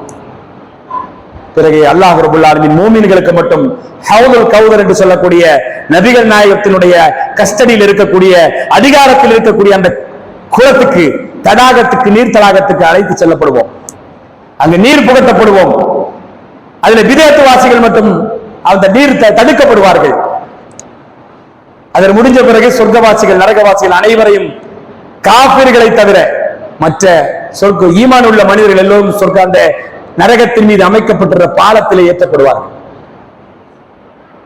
ஏன் காபிரை பொறுத்த வரைக்கும் அவனை போய் டெஸ்ட் எடுத்துதான் நரகத்துக்கு அனுப்பணும் அவசியம் இல்லை. அது ஏற்கனவே முடிவான விஷயம். அவனை போய் பெருசா பண்ண மாட்டாங்க. அவனை பத்தி என்ன சொல்லப்பட்டிருக்கு சூரத்து ஜுமர்ல அல்லாஹ் சொல்றான், வசீகல் லதீன கஃபரு இலா ஜஹன்னம சுமரா. காபிர்களை நரகத்தை நோக்கி தர தர தரன்னு இழுத்து கொண்டு தூக்கி வீசிடுவாங்க. அவ்வளவுதான். அவனுக்கு இதெல்லாம் இந்த மரியாதை, கொஞ்சம் டெஸ்ட் எடுத்து பார்க்கறது, இங்க சோதனை இதெல்லாம் இருக்காது. அவன் நிலைமையே வேற. ஆனால் ஈமான் முழுமையாக உள்ள மனிதர்களும் அரைகுறை ஈமான் உள்ளவர்களும், ஈமான் இருந்து அரைகுறையாக அமல் செய்தவர்களும், ஈமான் இருந்து முழுமையாக அமல் செய்தவர்களும் எல்லோருமே வைமின்கும் இல்லா வாரிதுஹா, யாராக இருந்தாலும் அந்த பாலத்தை கடந்தே தீர வேண்டும். வகான அலா ரப்பிக ஹக்மம் மக்லியா, அது ஒரு ரப்பு ஏற்கனவே தீர்மானித்த க்ளோஸ் பண்ண ஃபைலுங்கிறான் அல்லாஹ் ரப்பல் ஆலமீன். ஏற்கனவே முடிவு செஞ்சுட்டேன் நானு, யாரா இருந்தாலும் நரக பாலத்தை கடந்துதான் தீர வேண்டும், நான் அப்படி முடிவு பண்ணி வச்சுட்டேங்கிறான்.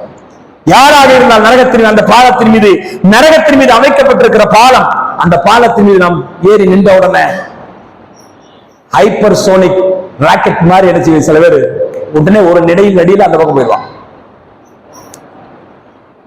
ஏவுகணை அவரோட ஸ்பீடை விட, மின்னலுடைய வேகத்தை விட, ஒளியினுடைய வேகத்தை விட இன்னைக்கு மனிதன் உருவாக்கி இருக்கக்கூடிய ஏவுகணைகள் இருக்கிறது இன்றைக்கு.